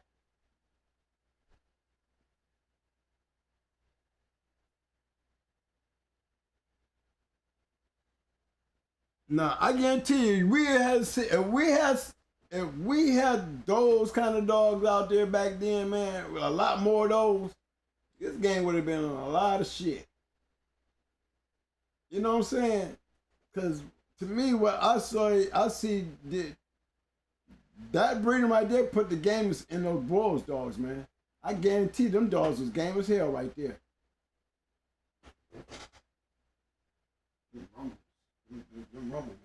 I'm trying to tell you, man.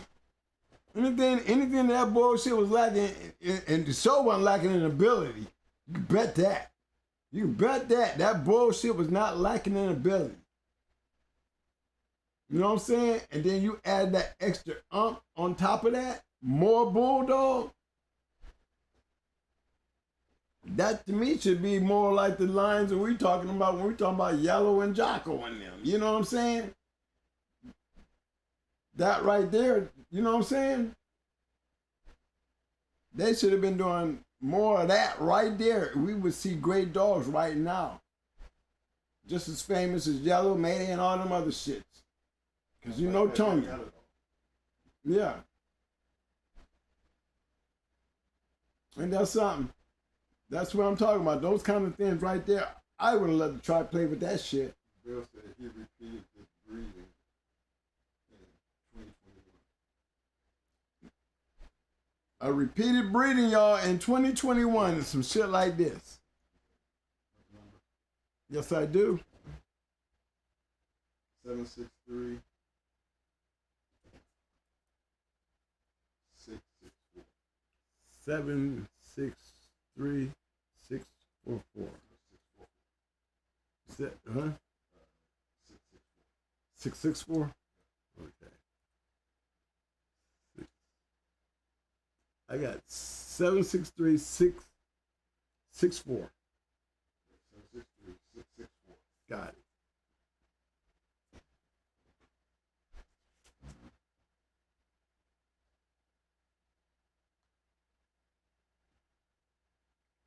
Damn!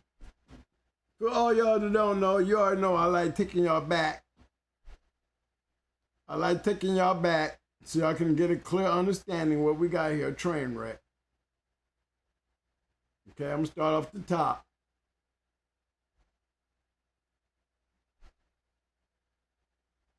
Let's start there. Classroom is open.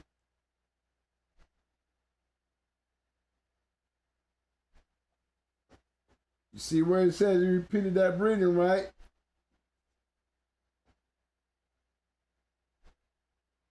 Now, I'm gonna start, you know I like breaking shit down, y'all. All right? I'm gonna take you places, then I'm gonna bring you back. I like his pedigrees. He be having pictures. Look at them long legs. Battle. Okay, I just like taking y'all back to show you the in-depths.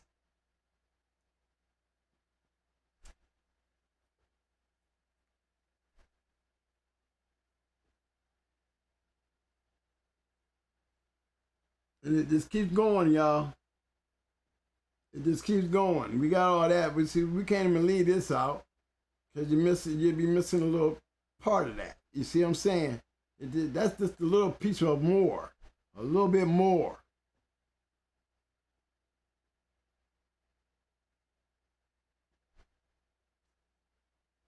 I mean, got dogs coming off of Maverick. Mm-hmm.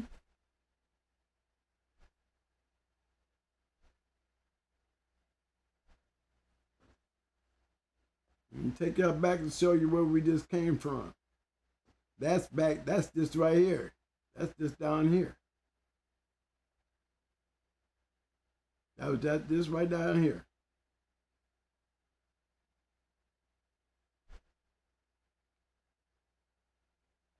And that's coming from this. Remember, y'all, we just did the top.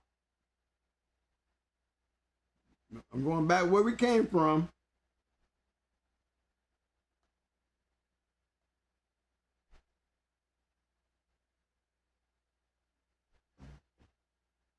Now let's check out the bottom.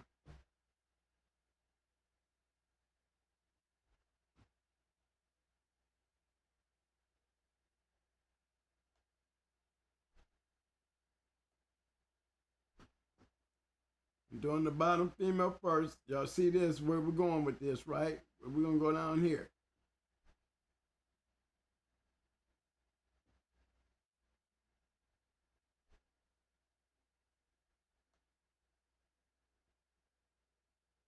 Now y'all gotta keep in mind now, every time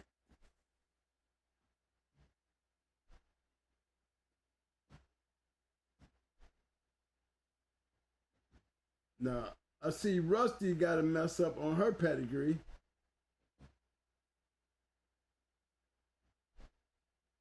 See this dog, Rusty, you see her pedigree? Definitely something wrong with it. But we know the top half.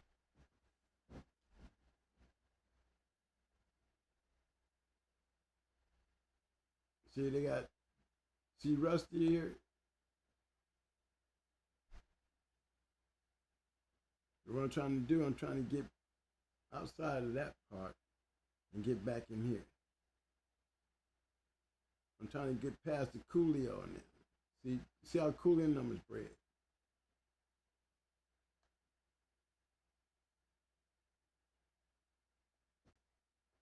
These will have to be litter mates, brother and sister breedings right here, man. You know what I'm saying? You hear me, Mike? Mm-hmm. They got to be a brother and sister breeding. They just got this part wrong because look how tight that shit is.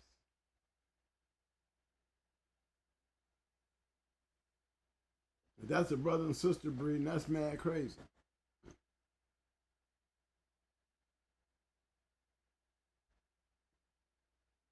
Cause look at it. There's more rusty here. Remember, if we keep going, these dogs is all up here. Going back. See them? These are the same dogs. All boils. We cross back into the same cross line. You know what I'm saying?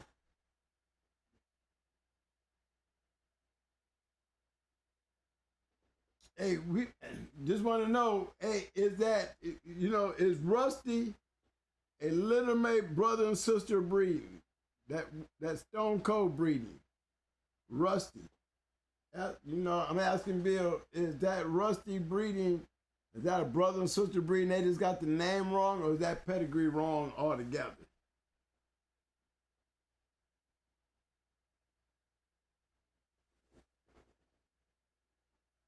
That's a nice pedigree too. If it's a brother sister breeding, that's a lockdown.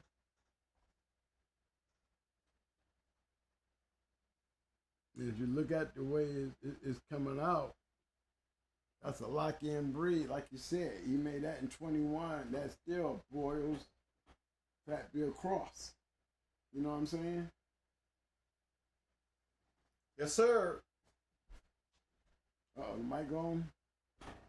We got one line. Yeah, we got one line.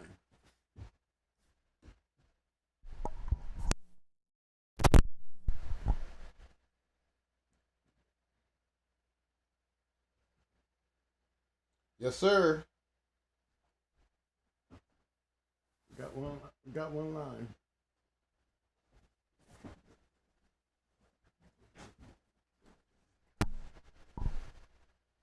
Mike check. Yeah. Catch you later.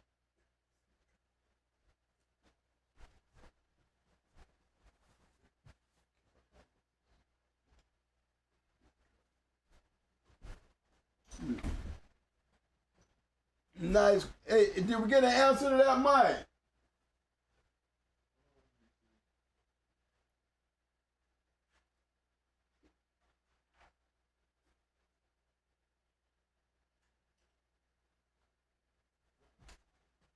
Not quite over there, and then go back then.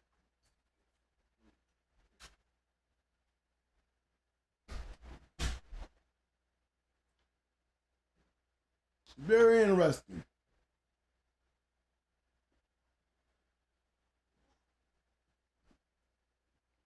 Now imagine, y'all, if we can make them kind of crosses and have those kind of dogs still out there,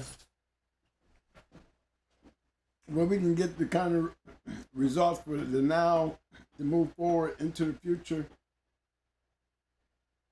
we wouldn't be using those old names. We would be using totally new names with backup from those old names. I knew it was.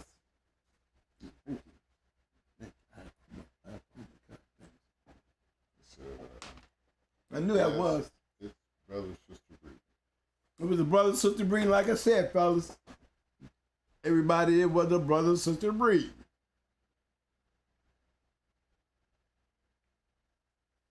Make it even better. Good line. Nice 50-50. Should have put one of them puppies out there on that damn raffle. Raffle means something. Let me get in a raffle. I want one of them. 2021, them year-old puppies now. You know what I'm saying? Still good crosses, still good breeding. Hey, genetics still there? That them long legs, battle bodied up. Them nice sized dogs too. Man, is it getting cold? Man, it's getting cold down here in Florida, y'all.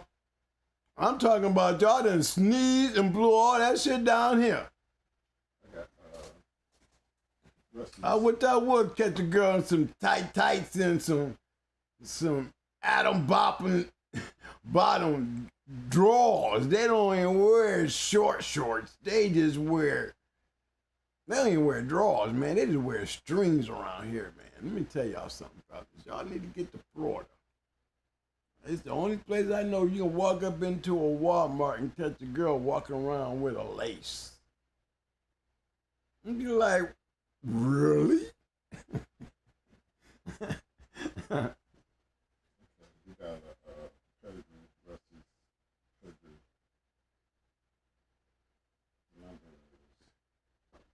Well, we got a fix up coming, y'all. Hold on, we got Rusty's pedigree coming.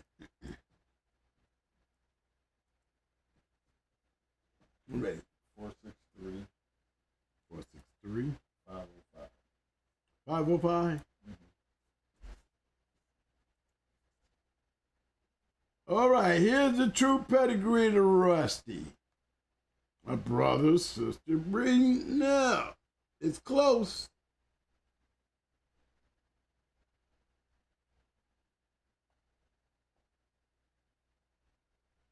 This is the true pedigree to Rusty right here. Oh, shit. I'm sorry, y'all. I'm sorry. There it is.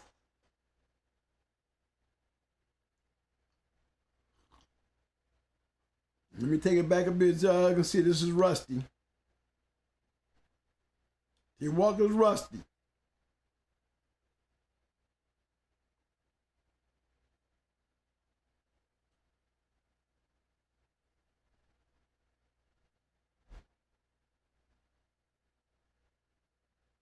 There's Stone Cold there.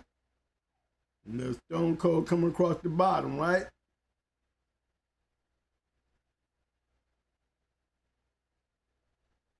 Yeah, right? Okay. So let's carry it on. Let's go inspect the bottom.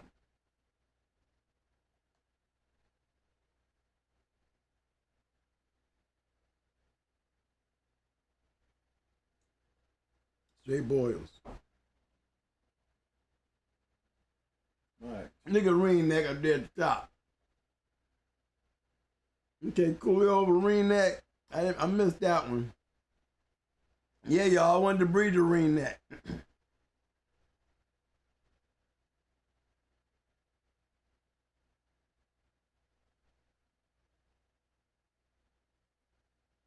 So y'all some matched dogs down here.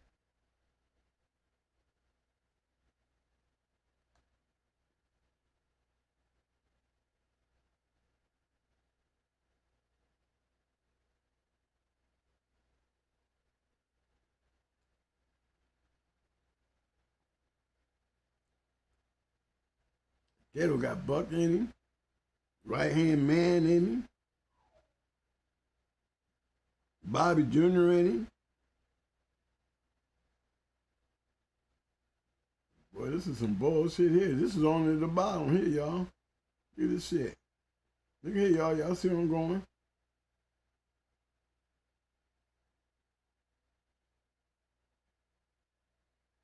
More Buck stuff. Nice breeding. Now this is what I call line.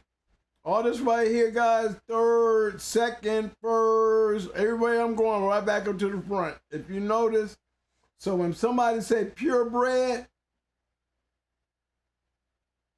when you say purebred, you got to be able to go back here and do this. When I can go back and keep going back, and I keep telling y'all this, I'm saying it all the time.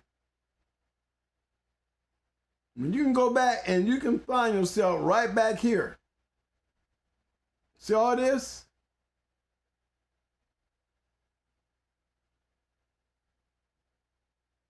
and you start moving forward, we haven't changed the line at all.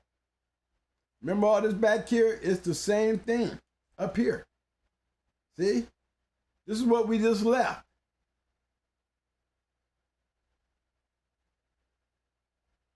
So when he said he repeated it, this is what he was repeating it with. Remember, all this is still here. Same thing. When we back here, this was the bottom I was playing with. Let me show you the top. Let me show you the top.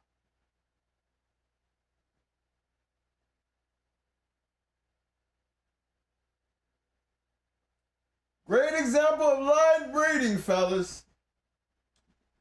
Purebred line breeding.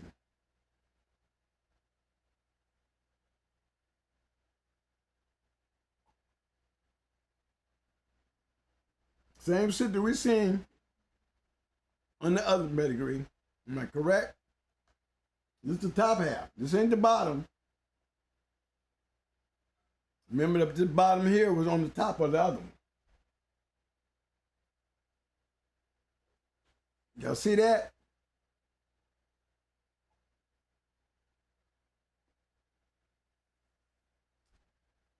Yeah, I sure back to being in a raffle with one of these. Remember, I can come all the way back up to the front. And that was just the bottom side. See that? People, y'all checking this shit out? I hope y'all running with me. This is Rusty here.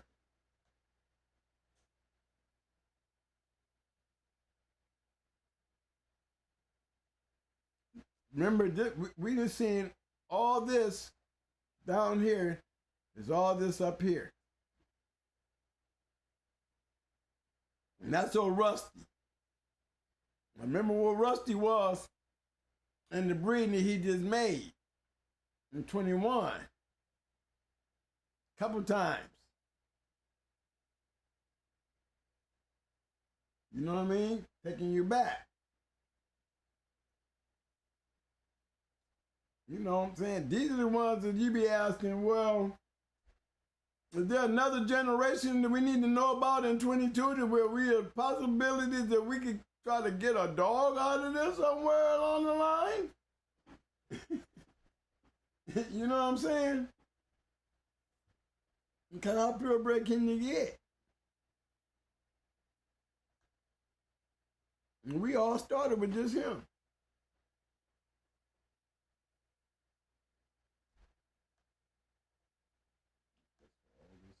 You know, we started out with him and took a hell of a ride. I mean, I haven't seen a cross like that one. Not me. I'm pretty sure if they're out there, you know, I see where they're coming from. I'm just asking, is any of that floating in the air there, Bill? Bill? Maybe I need to get out on Bill. You know, you got your fans wondering. You know, you got us people wondering. 2021. That means some of them bitches is ready to have some puppies and some other good things is going on, man. You need to start having some more of them raffles. I guarantee you, we have a raffle over here. We'll raffle up enough to buy one. You want? Let's give us the pick of the litter. Okay, we won the raffle. That ticket might be up there, y'all. We deserve that raffle. We making enough money on that raffle. We want the pick of the litter, okay? You should auction one of them up. Sound like a good idea, Bill. I would like to see. I'm interested in that one right there, cause that's the hour. I never seen that damn Frisco cross with the Boils though. That just threw me. That one right there was like a woo! And it looked good. Scratchline said, sorry guys, but Stone Cold was never bred to Angie. She's straight out of TPG's mouth. I think you've seen that on that one. Okay, which one was that?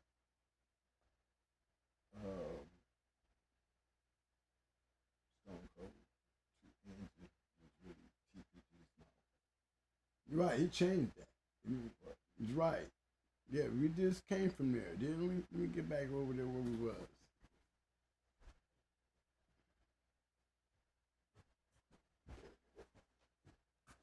He was talking about Stone Cold, right? Rub me over there. Yeah. Mic check. Mic check. Mic check.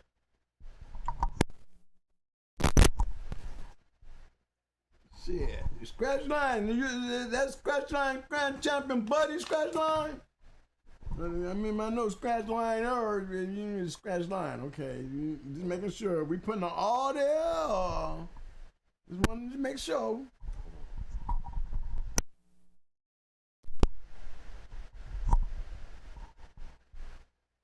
Okay. Okay, I'm back. Okay, Scratch Liner. Hey, read that one more time, Mike. Now he said. Scratch Line said. Now Scratch Line. I did ask. I said, is that the same Scratch Line and with the R with Grand Champion Buddy, or is that just Scratch Line? Scratch Line News. Okay, yeah. Okay. Sorry guys, but Stone Cold was never bred to injure. Straight out of TPG's mouth. That's what TPG is. Mm-hmm. That's what he said. Oh, okay.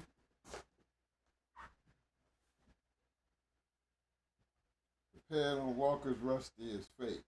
No. That's Scratch Line.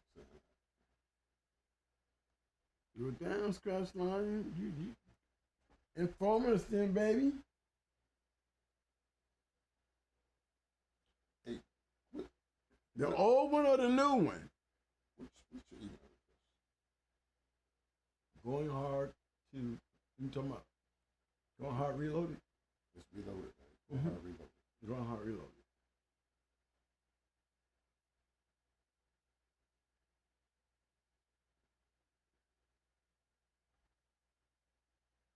We got some revelation going on in here. What's all this revelation I'm hearing? I'm trying to find it. Go back to it. Let me see. What is he talking about? Okay, Garland, I got the email address for anybody who need the email address. There you go, right there. In case you need that email address.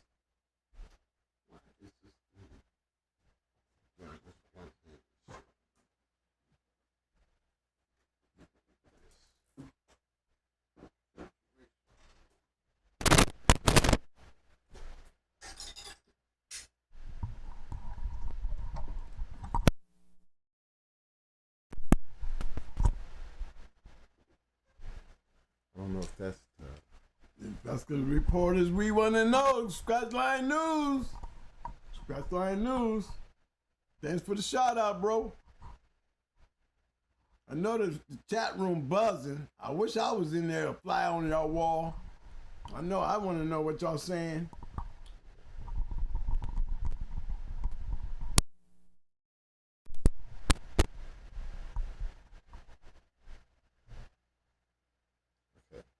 I checked. Okay.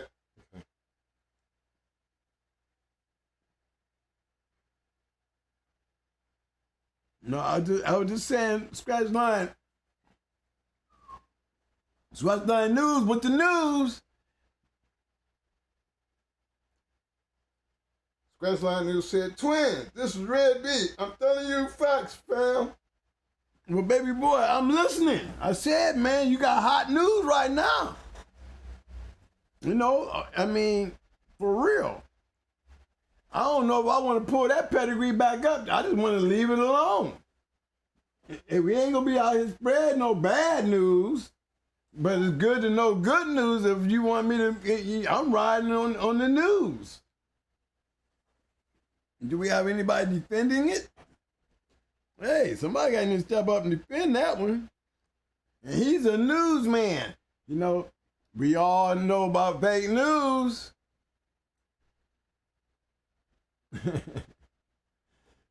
No, that might be the bad thing you got going against your Scratch Line. You know how we all feel about the news. You know, could be fake news, but you know what? For some odd reason,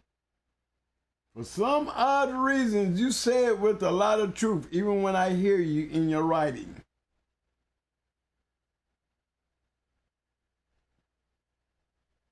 He said he bought a gem from Gant.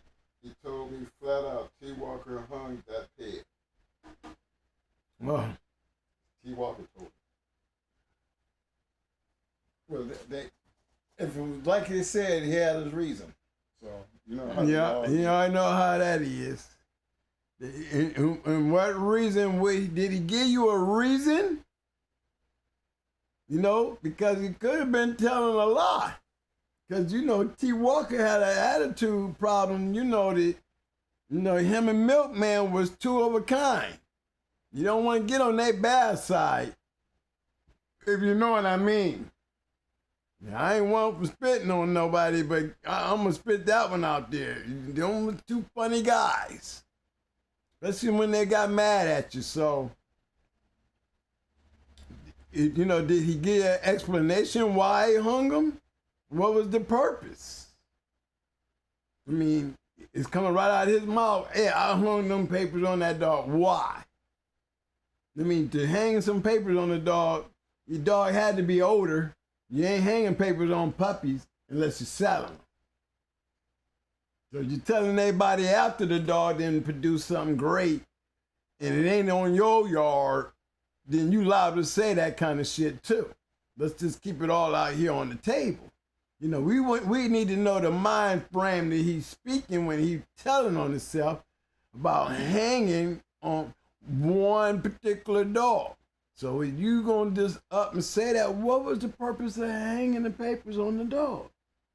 Unless you didn't like the people who got the dog. And by some means they got it and you didn't want them with it. So you have to look at the game and its politics to it. It gotta all make sense. Don't be ready to jump on the first ship to go screaming. Because remember, might have got it out of his mouth, but for what purpose? Scratch line is Red Bobby, and he said he don't do fake news. He said Gant is DPG. He owned Angie. I'm sure he would know. Oh, he said he owned. So we ain't talking about T-Walk. He said TPG owned Angie. Okay, TPG owned it. No, I'm talking about T-Walk, bro. No, I was talking about T-Walk. Now, he told, you know what I'm saying? Gant said T. Walker hung papers. Okay, that's what I was saying. Gant said. My purpose was, you know, somebody come clean and say he hung the papers, right? My question would be, well, what was his purpose to hang them? T. Walker at that. Right, that's what I was saying. I was talking about T. Walker. Why would T. Walker hang some papers on a particular dog? Pay attention, Red Bobby. I wasn't talking about Gant. I was talking about T. Walker and his purpose of hanging the papers.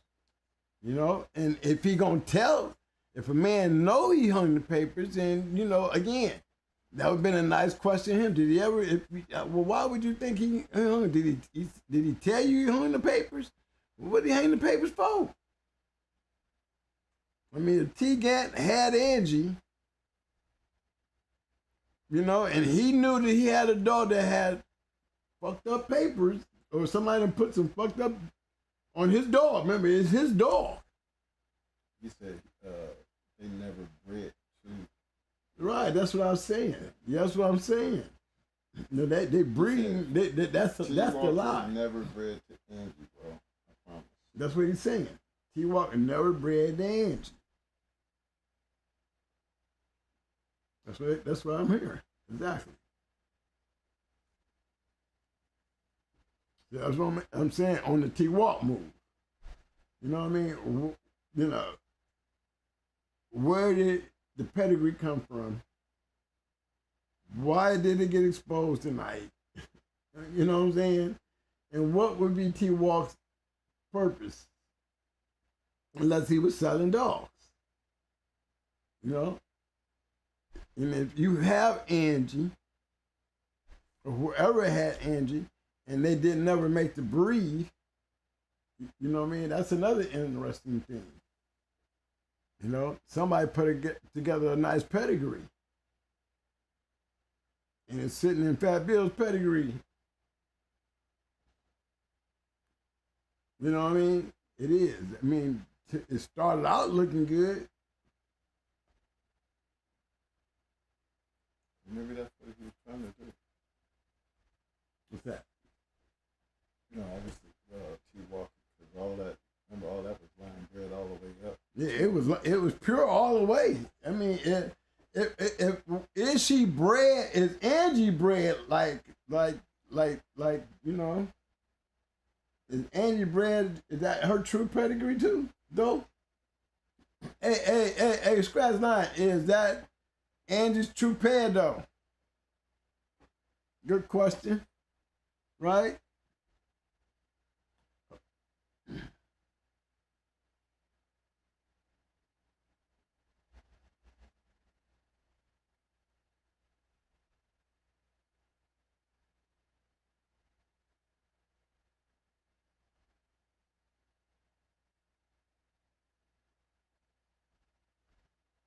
Mm-hmm. And don't take it personal, baby boy. When we talk about the news, you out of all people, if you're going to do the news, you got to be able to take the heat too, Beaver. You know what I'm saying? Everybody's saying, you know, I agree with him. Everybody's saying that they were T. Walker Jr. was on drugs. You know, they give us back lines. Yeah, that's always been, yeah, that's true. I knew that. Yeah, I knew that. Mm-hmm. As I said, the only way he could have been hanging papers, he had to be selling dogs. And he had his moments. He did. He had his moments. He'd go in there and start selling dogs all over the, you know, out the yard. And Cass and him and Cass was pretty close. They was pretty cool. He took me to his yard. And selling dogs. Yeah. See what I tell you. Carlos Regis said, T. Walker is another one who wanted his name all through pedigrees. Mm-hmm.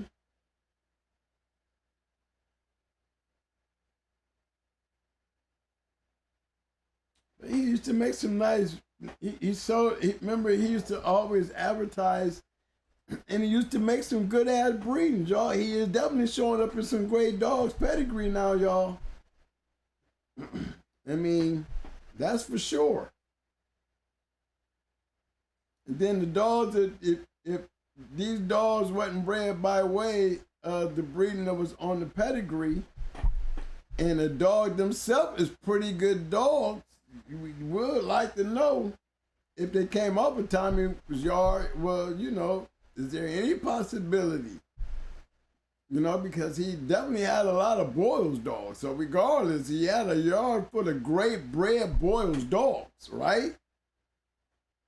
So that possibility might not have been this breeding, but the man has some of the nicest bred Boyle's dogs in the country. And for him to be using them and selling them like he used to do, he definitely was getting the traffic. That's for sure. No, that's back around in my time where I actually knew of him because my boy Ohio Cash knew him pretty well. And I think we even went to his yard. Cass was pretty in good with a lot of great dog men. Took me around to a lot of places with him, you know, and especially when he was down here in Florida. You know, he came down right out of the act right and came in here acting like me.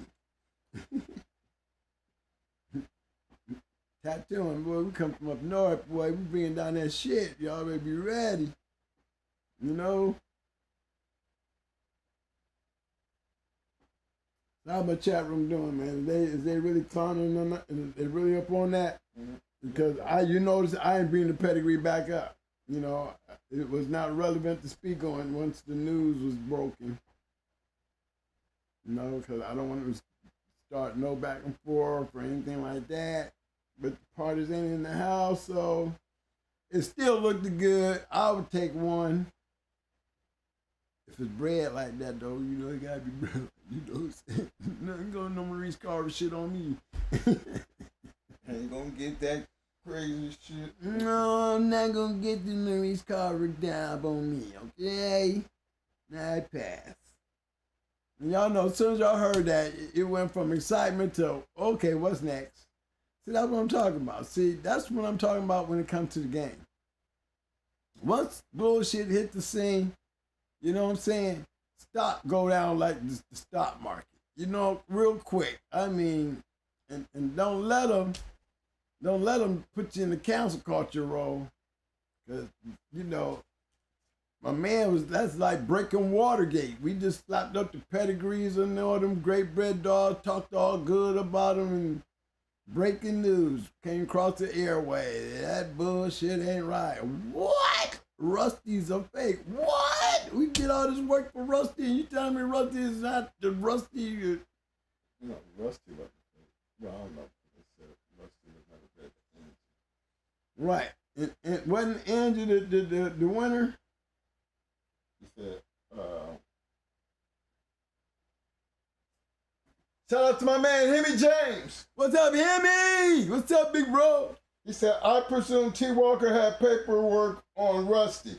My question is, how would he get them if he didn't own the bitch? That's right.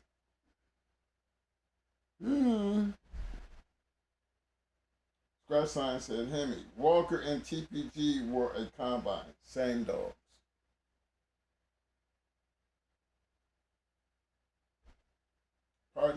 Partners in crime. Hemi says they were partners in crime.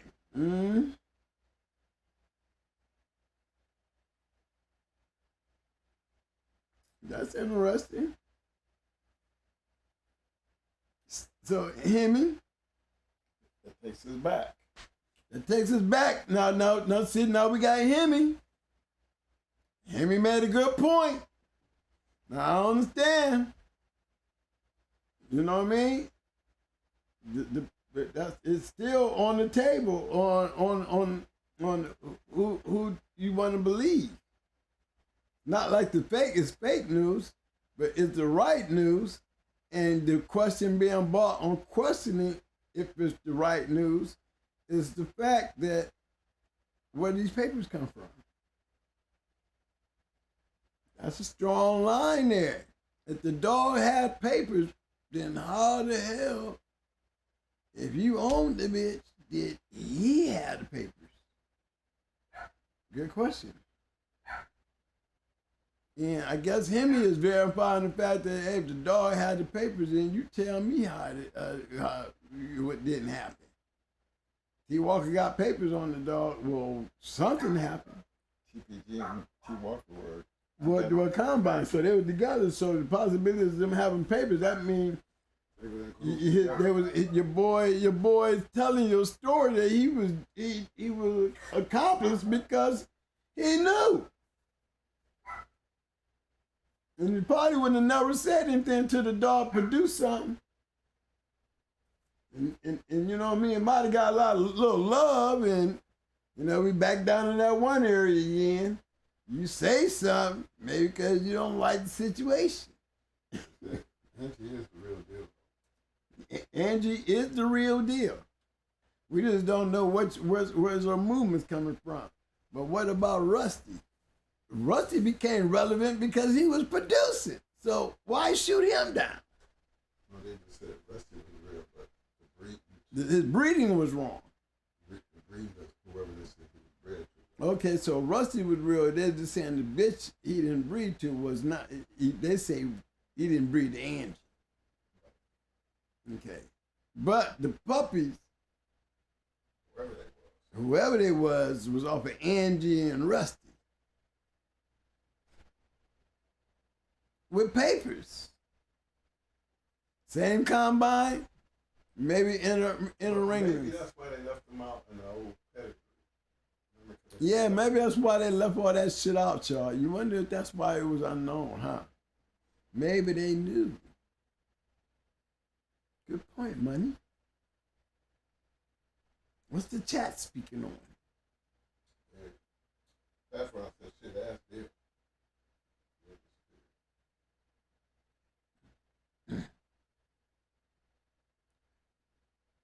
You know, I hope he went and took an aspirin. You know, because we got a scratch.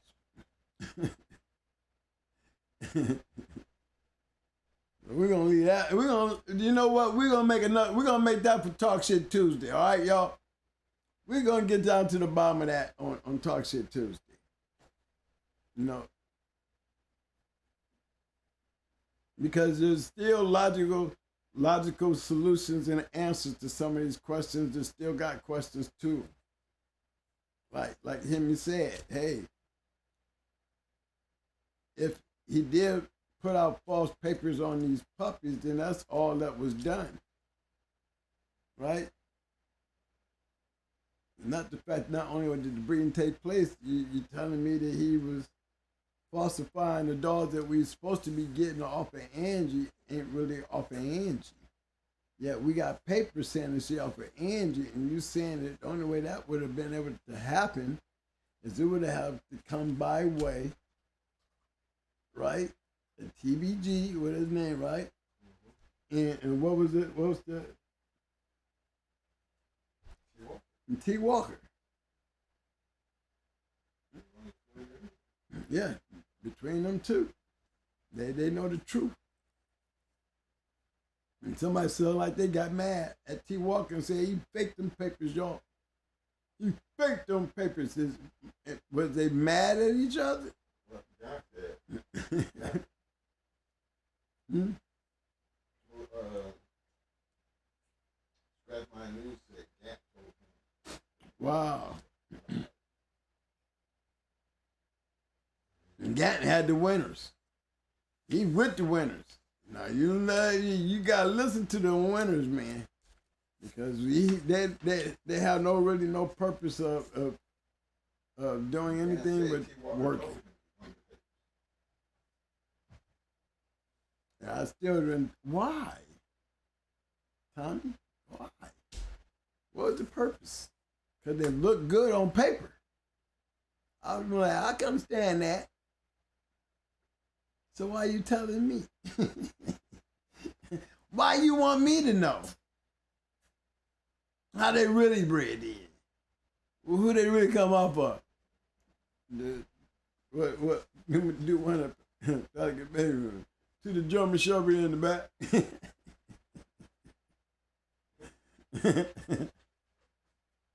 I thought that was a funny story. I just had to bring that one out. I'm sorry. Yes, I'm getting tired.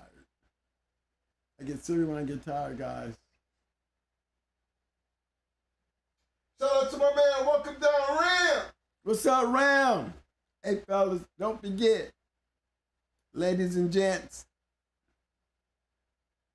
tomorrow is Christmas Eve. And hey, I appreciate those pedigrees we bought up. And shout out to my boy, Tony Wade. Shout out. Hey, Fat Bill, put your shit up, Tony. Just in case. I'm going to call you tonight and tell you, hey, Fat Bill had your shit up, bruh. Yeah. So be looking for that. Be looking for that. He don't think nobody thinks about him. I'm always telling me, man, as many dogs as you have played with and the impact on some of these guys don't even know that most of Harry's best moves coming through you. And I hope everybody down your way is doing fine, man. I hope the dogs are still doing fine. You know, just shout out to Tony Wade. Okay, man. Jermaine Hunter said he got some Michael Myers stuff. Jermaine Hunter, I got some Michael Myers. Jermaine Hunter, you need to throw some of them pedigrees my way. You got the email.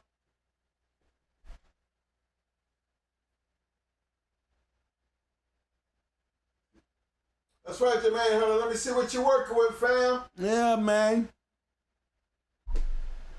I know I've seen a nice one that I like to, that I'm interested in. Yeah, male. Nice Michael Myers Mel. Yeah. Anybody else got anything out there that y'all want me to take a look at, man? I'm gonna tell you like this. We thank you for the super chats. Thank y'all for the likes. We'd like to bring them likes up to the number of people in the room. I mean, if we could get that, that would be really appreciated, because, you know, for everybody to watch the video, if you just left the video and hit it on the way out, like, it would really be appreciated.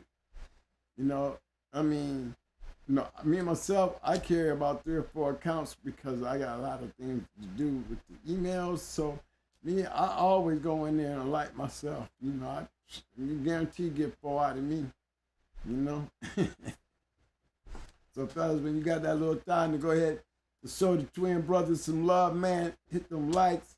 Thank you for those super chats. And don't forget, right there scrolling at the bottom, man, always remember the donation to the part that we can't sit back and talk about or sit back and want to be and all that other good stuff. You know, that's for the private channels of us coming out there and getting me out of this chair. Give me an opportunity to come visit it. I think it would just be so much more. Hear me, I'll come your way. Hey, Ram, I'm coming your way, bro. I'm catching flights to y'all, though. I don't like driving. I can't see. So y'all might as well be ready, because y'all going to either be picking me up to the airport, because I ain't renting no car when I got dog men around. All right? All right, fella, we at that time of the show. We know this is a Christmas holiday. And I just want to just give that special shout out to the Shark Tank. Boy, y'all hell. That's all I'm going to say, y'all hell. I'm trying to tell y'all that Shark Tank, boy, they be coming up with the news. That ain't nothing nice. Hey, Scratch Liner. Hope. That's that reload, baby. Hope. Shoot him down. Shoot that shit down, baby. Shooting that shit down, boy, okay? All right. Shout out to my man, Himmy James, premier supporter as always with the super chat. He says, Merry Christmas, GH.CH, and to the entire chat. Well, Merry Christmas to you too, sir. That's right, Mr. Himmy James. Merry Christmas, Happy New Year's next week. All right, fellas, we're at that point in time of the show. Y'all know what time it is.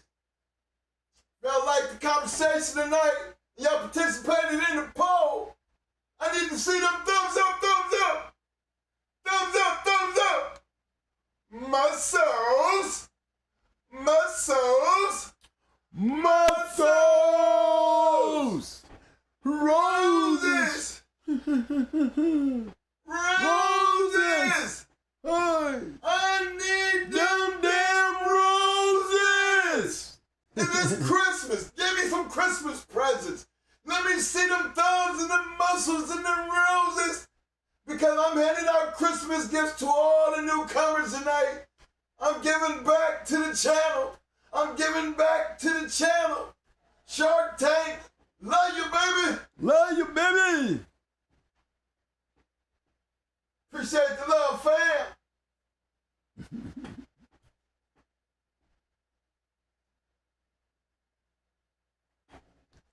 Yeah, just think about it though, y'all.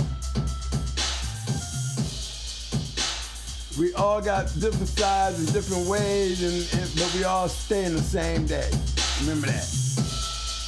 You know what I mean? We all live the same day. And we go by that moment right there. And that's what brings us together in this room. Just another day.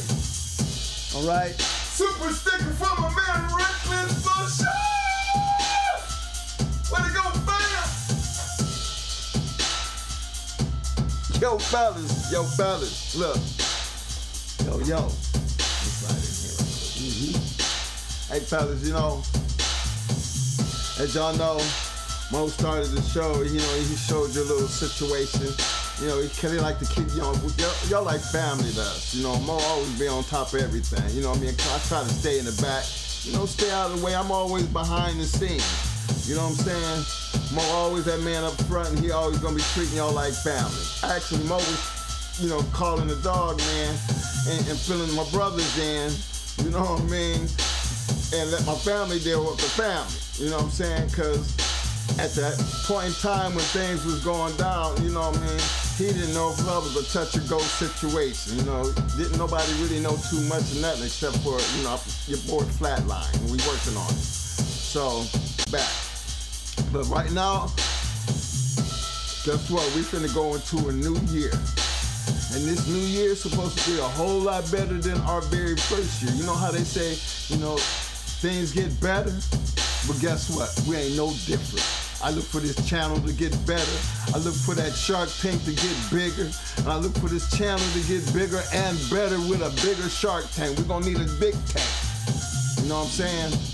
And while we out here doing what we doing, because we all gonna be on that one thing. You know, we always gonna be doing this regardless of what time it is. We always scratch the wind. Y'all know what's up. Merry Christmas. You know what I'm saying? Merry Christmas to y'all. Stay safe. You know what I'm saying? Love your fam. Hey. Hug your kids. Love your wife. Make it a good day. Yeah. Come on. You see my boy. My boy trying to let you know it's that time of the year. Deuces, fellas. I got a dog of the night, y'all. Yep, I got a dog of the night. The dog of the night is gonna be PDK's Champion Jaws.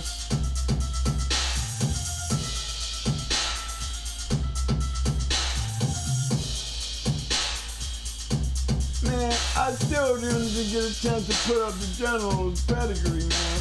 That would have been my dog of the night. I'm making damn sure on Tuesday.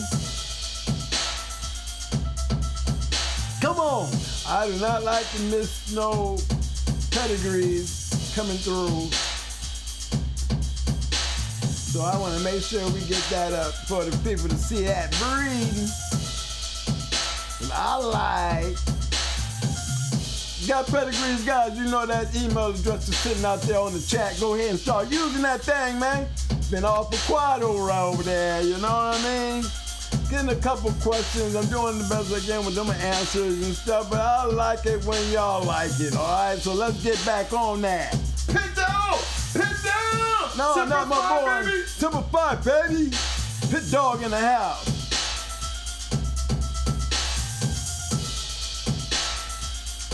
Dog of the night.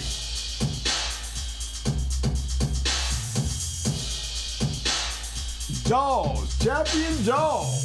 For all them sharks that donate to the super chat and them super stickers, Merry Christmas, and believe me, appreciation is very much appreciated, baby. Thank you.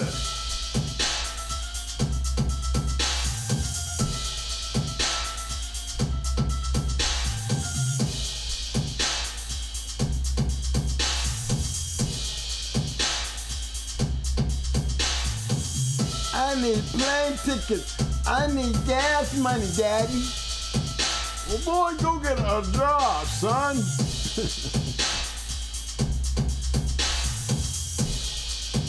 But tomorrow, get him some for Christmas.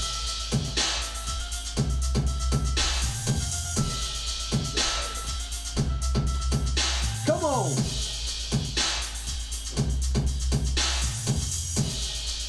Yo, Christian, what's up, fam?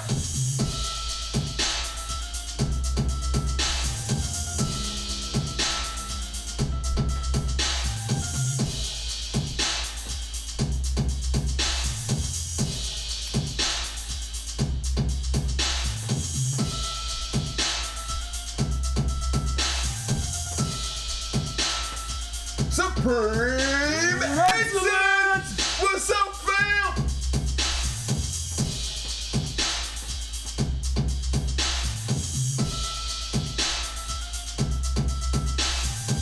Yo, D-Ray! I see you, fam! What's up, D? What's up, baby? Homeboy.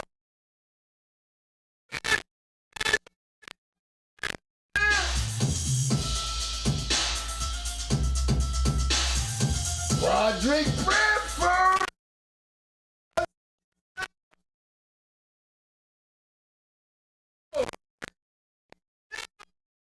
I see you, fam.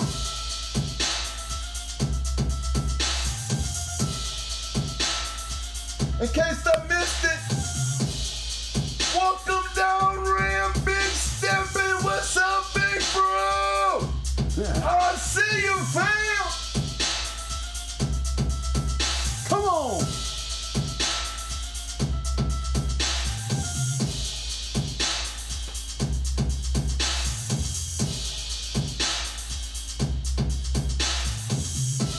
My man, Eric Collins. What's up, fam? I see ya.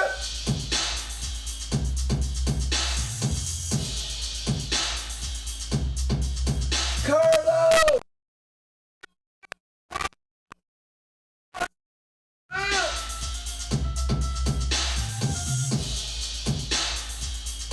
My man, David Morris. Yeah.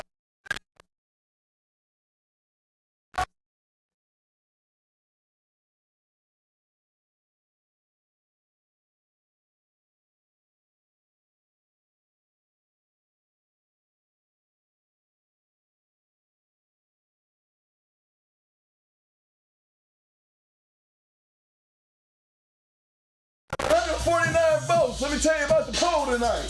Out of 149 votes, question was, in the past, some felt the sport is about dog versus dog. Never allowed to be about bloodline versus bloodline. 77% agreed. 23% disagreed. Appreciate everybody who participated in the poll. Yes, sir. Thank you. Bring a little insight. Give a good little insight of what's going on.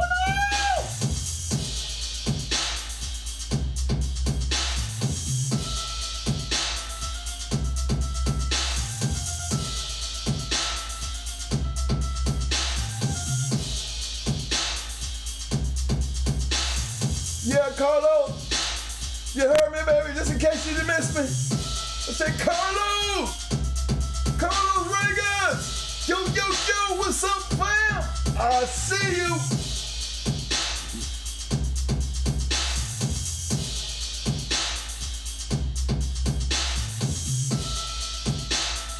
Lucky! Yo, Lucky Orion. What's up, fam? Just want you to know I see you.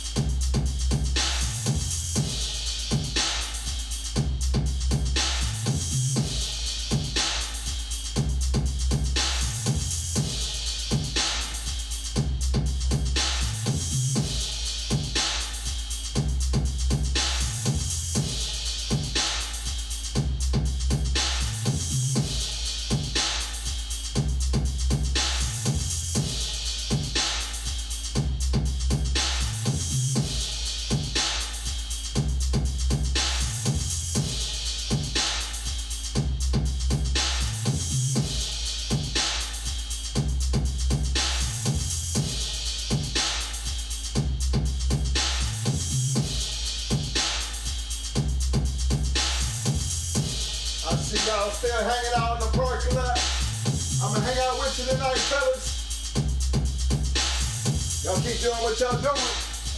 Y'all don't forget to hit them like buttons. Y'all do not forget to hit them like buttons. Appreciate the love.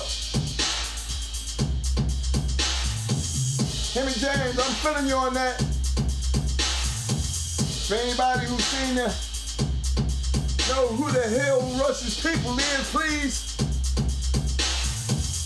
just send us a quick email. You see it down there in the bottom, on hard reloaded at gmail.com. We will get back to address this issue at a later date.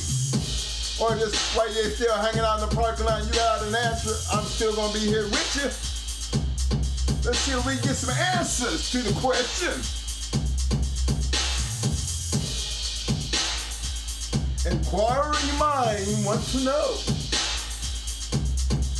Come on!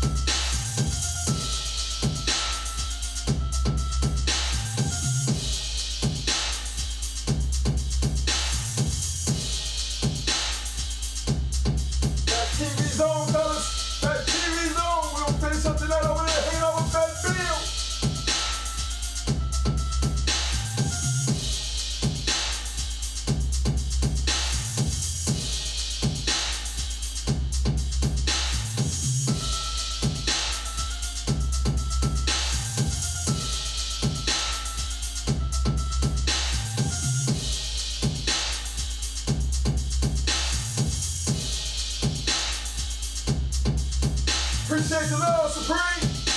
Appreciate the love, fam. Merry Christmas. Merry Christmas, sir.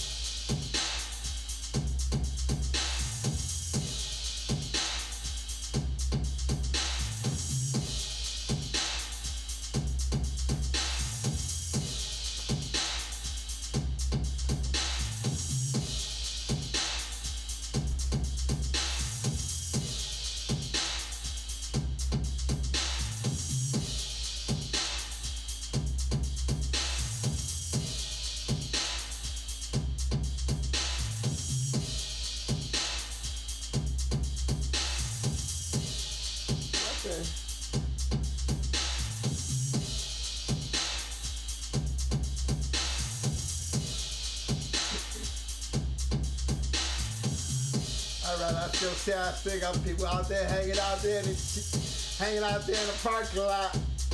I see y'all. Just hanging out, huh? Well, damn.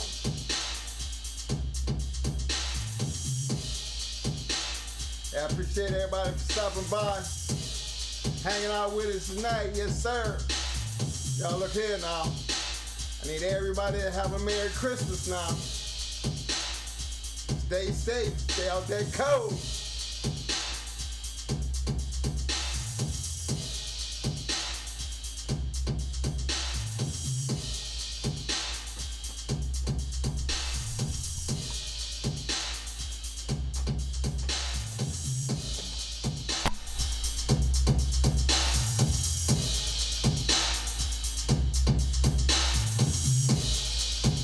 As usual, we done came to that point in time tonight. You know what I'm saying? You know, that last call for that alcohol. Lights in the parking lot go to flashing. Letting you know, look here.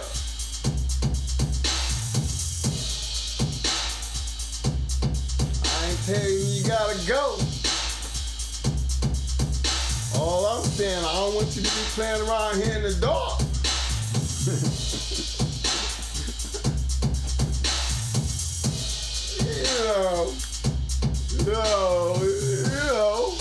You know.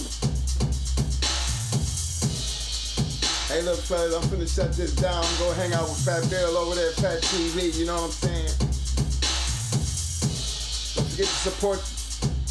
Don't forget to support now. You gotta support each other. Y'all don't forget to hit them like buttons on the way out. Another special shout out to that Shark Tank.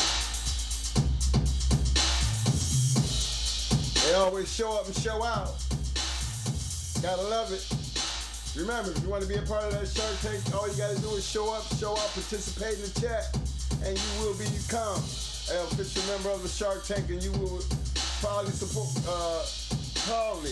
represent that blue. Official.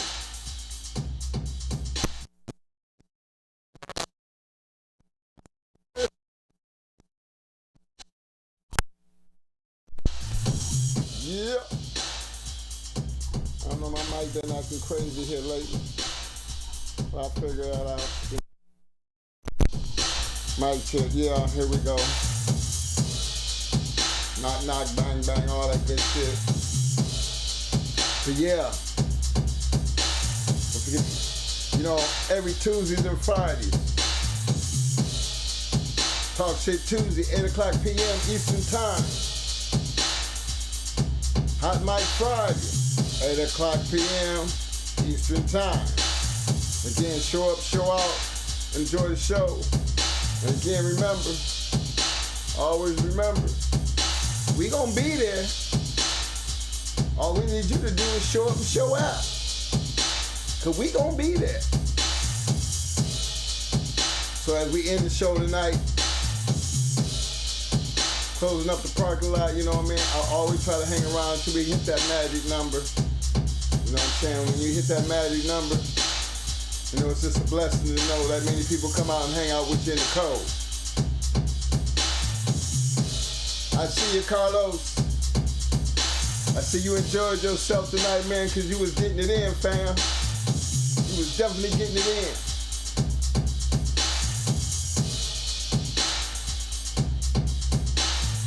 But, like always, all good things must come to an end.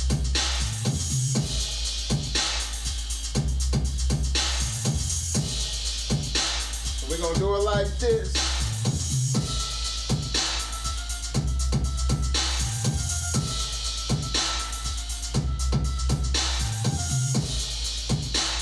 We're gonna do it like this with the boogeyman thing, you know what I'm saying? That Michael Myers. Yeah, here he comes.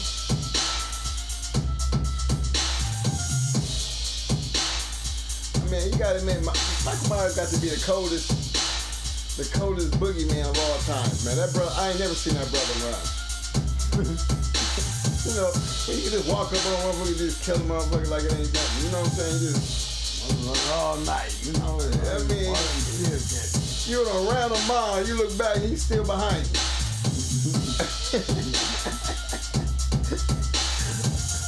I'm running for my life. And he walking and he's still behind me, man. That's a hell of a bulldog right there, boy. He's relentless. He's relentless. I mean, I'm gonna get that. Keep on running. Look, I'm coming to get that ass now. Believe that. That's why he my number one, man. I gotta give it to him.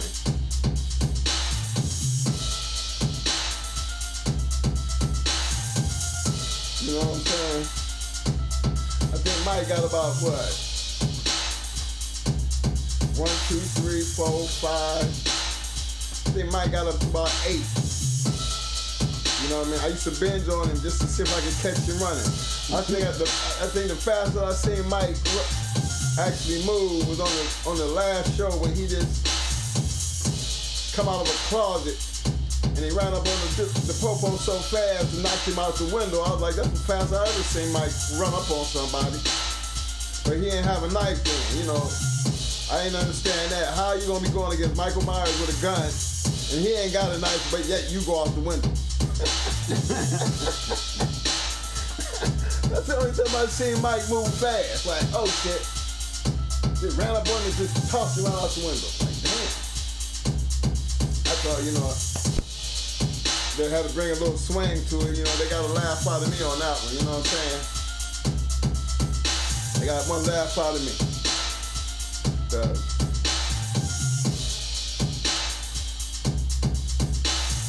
You know, it's that time of year, y'all. You know, you spend a lot of money making the kids and everybody in the family happy, giving your titles and your gifts. No damn well you gotta go into the new year, so there go all your money on the drinks. Cause you know you're gonna get wasted. I know I do. I'm hoping I have enough in me to be able to get to work January 2nd.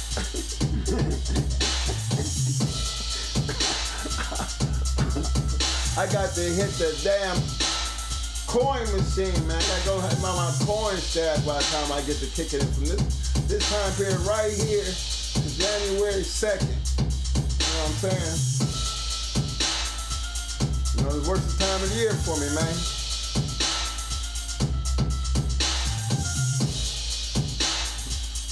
What you say, Candyman?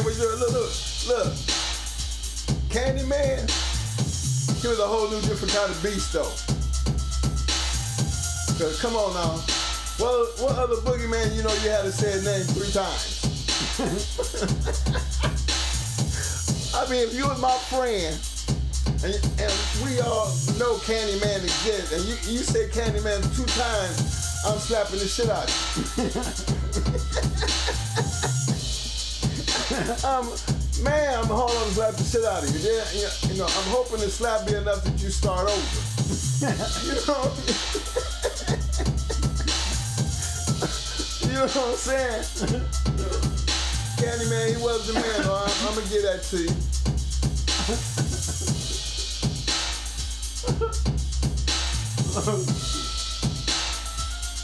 Yo, Amp, I'll tell you about that brother-sister breeding. How you feel about that brother-sister breeding, Mo? Which one? Any brother-sister breeding. I believe in it. I'm trying to lock up something. It's good breeding. Yeah, as long as you're doing it for a purpose, bro. You're trying to lock up something, as long as you're doing it for a purpose. I don't think you're gonna get any working material out of it. You know.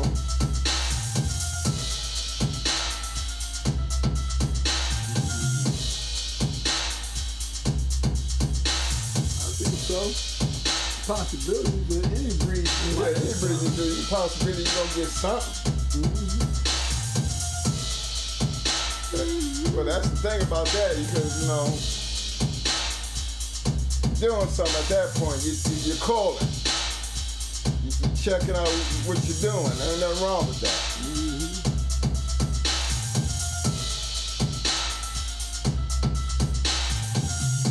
Yeah, Carlos, that Candyman thing, man. You know what I'm saying? Hey, yo, we should have this one called Old Lady White Appear in the Mirror. You know, that was another funny one.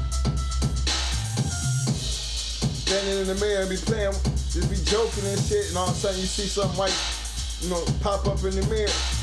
That'll break you. You know, all it takes is one time of doing that right there, boy. I guarantee you stop walking around calling folks. You stop calling Candyman and Old Lady White. I swear Old Lady White showed up on me one night doing that shit, being silly.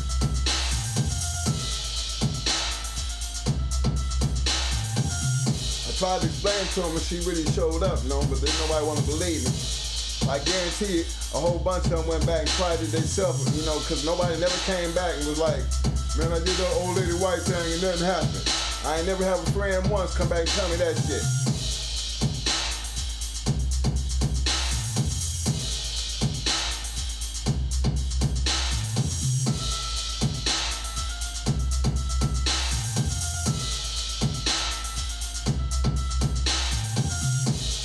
Amp, that's a good thing, Amp, because now you get a chance to tell us how it turned out.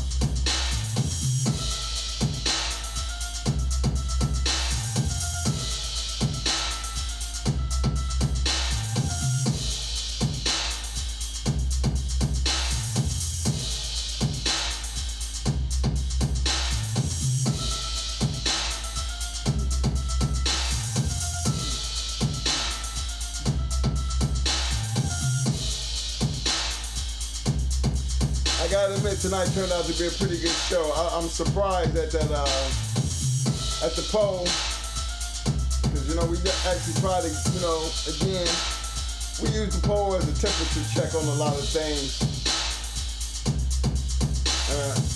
And I had somebody in the chat say, "Dang, twin, y'all probably do good in Vegas the way y'all come up with some of these polls." Yeah,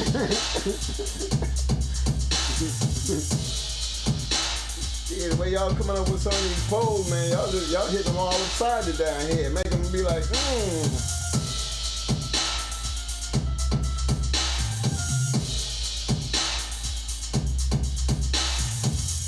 That's why I don't put too much faith in election polls. Because one thing I've noticed about the poll, I mean, these polls here at least, you know how you put a poll up and you ask the question, and by the time you finish talking about it, I would say over half the people would be ready to go back and change their vote if they could. I know damn well when I be looking at the poll and I be watching the chat, I be like, nah, we said 84% for it. But it looks like I got 90% of the chat talking about they against it. Now, where's this happening at? Because sometimes conversation, different opinions that make sense, give people a different way of thinking about it. And that generally be our way about going in. But hey, even we've been surprised thinking the poll would be out one way and it turned out to be something else. So that's one thing that we kind of enjoy doing. Not just creating, we're not trying to create controversy, but we're just trying to create opinions. Because everybody's entitled to their own opinion. So it don't hurt to talk about it. And we don't have no problem talking about it. That was you that said that, Carlos? Okay. Gotta go ahead and say, I seen that, Carlos. I didn't get a chance to speak on it. I had my chance to speak on it, so I thought it was funny. Because me and Mo just was talking about it. You know, we always talk about the poll, and he always be wondering, all right, what's the poll gonna be about tonight? And we discuss it. He had a little homework here on true sportsmanship. And gave 2 good opinions from back in the 90s. We in 2022 now. guess the same shit exists. They don't know what the hell it is. Is it dog versus dog or bloodline versus bloodline? It don't matter. It don't matter. Still dog on dog to me.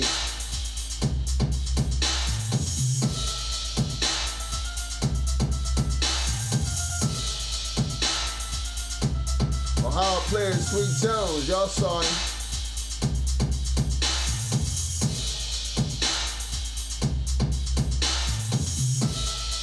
You know, Ohio players, they, you know, I think that Sugarfoot right out of Akron. I know his son, doing well.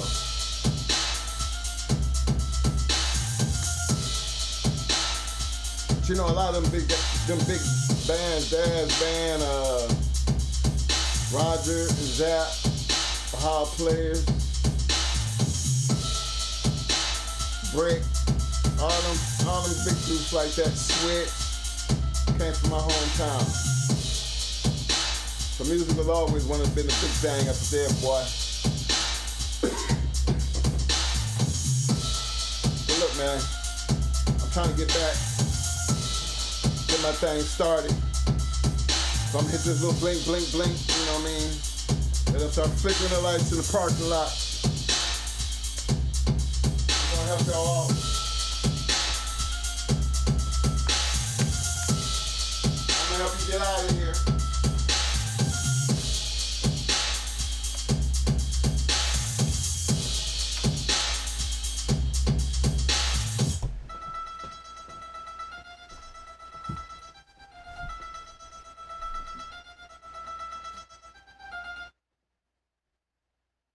Guess that means I'm out.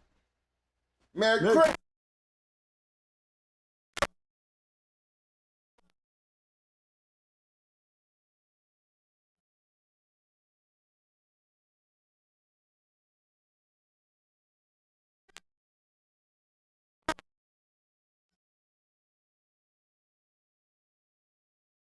This is 1, 2.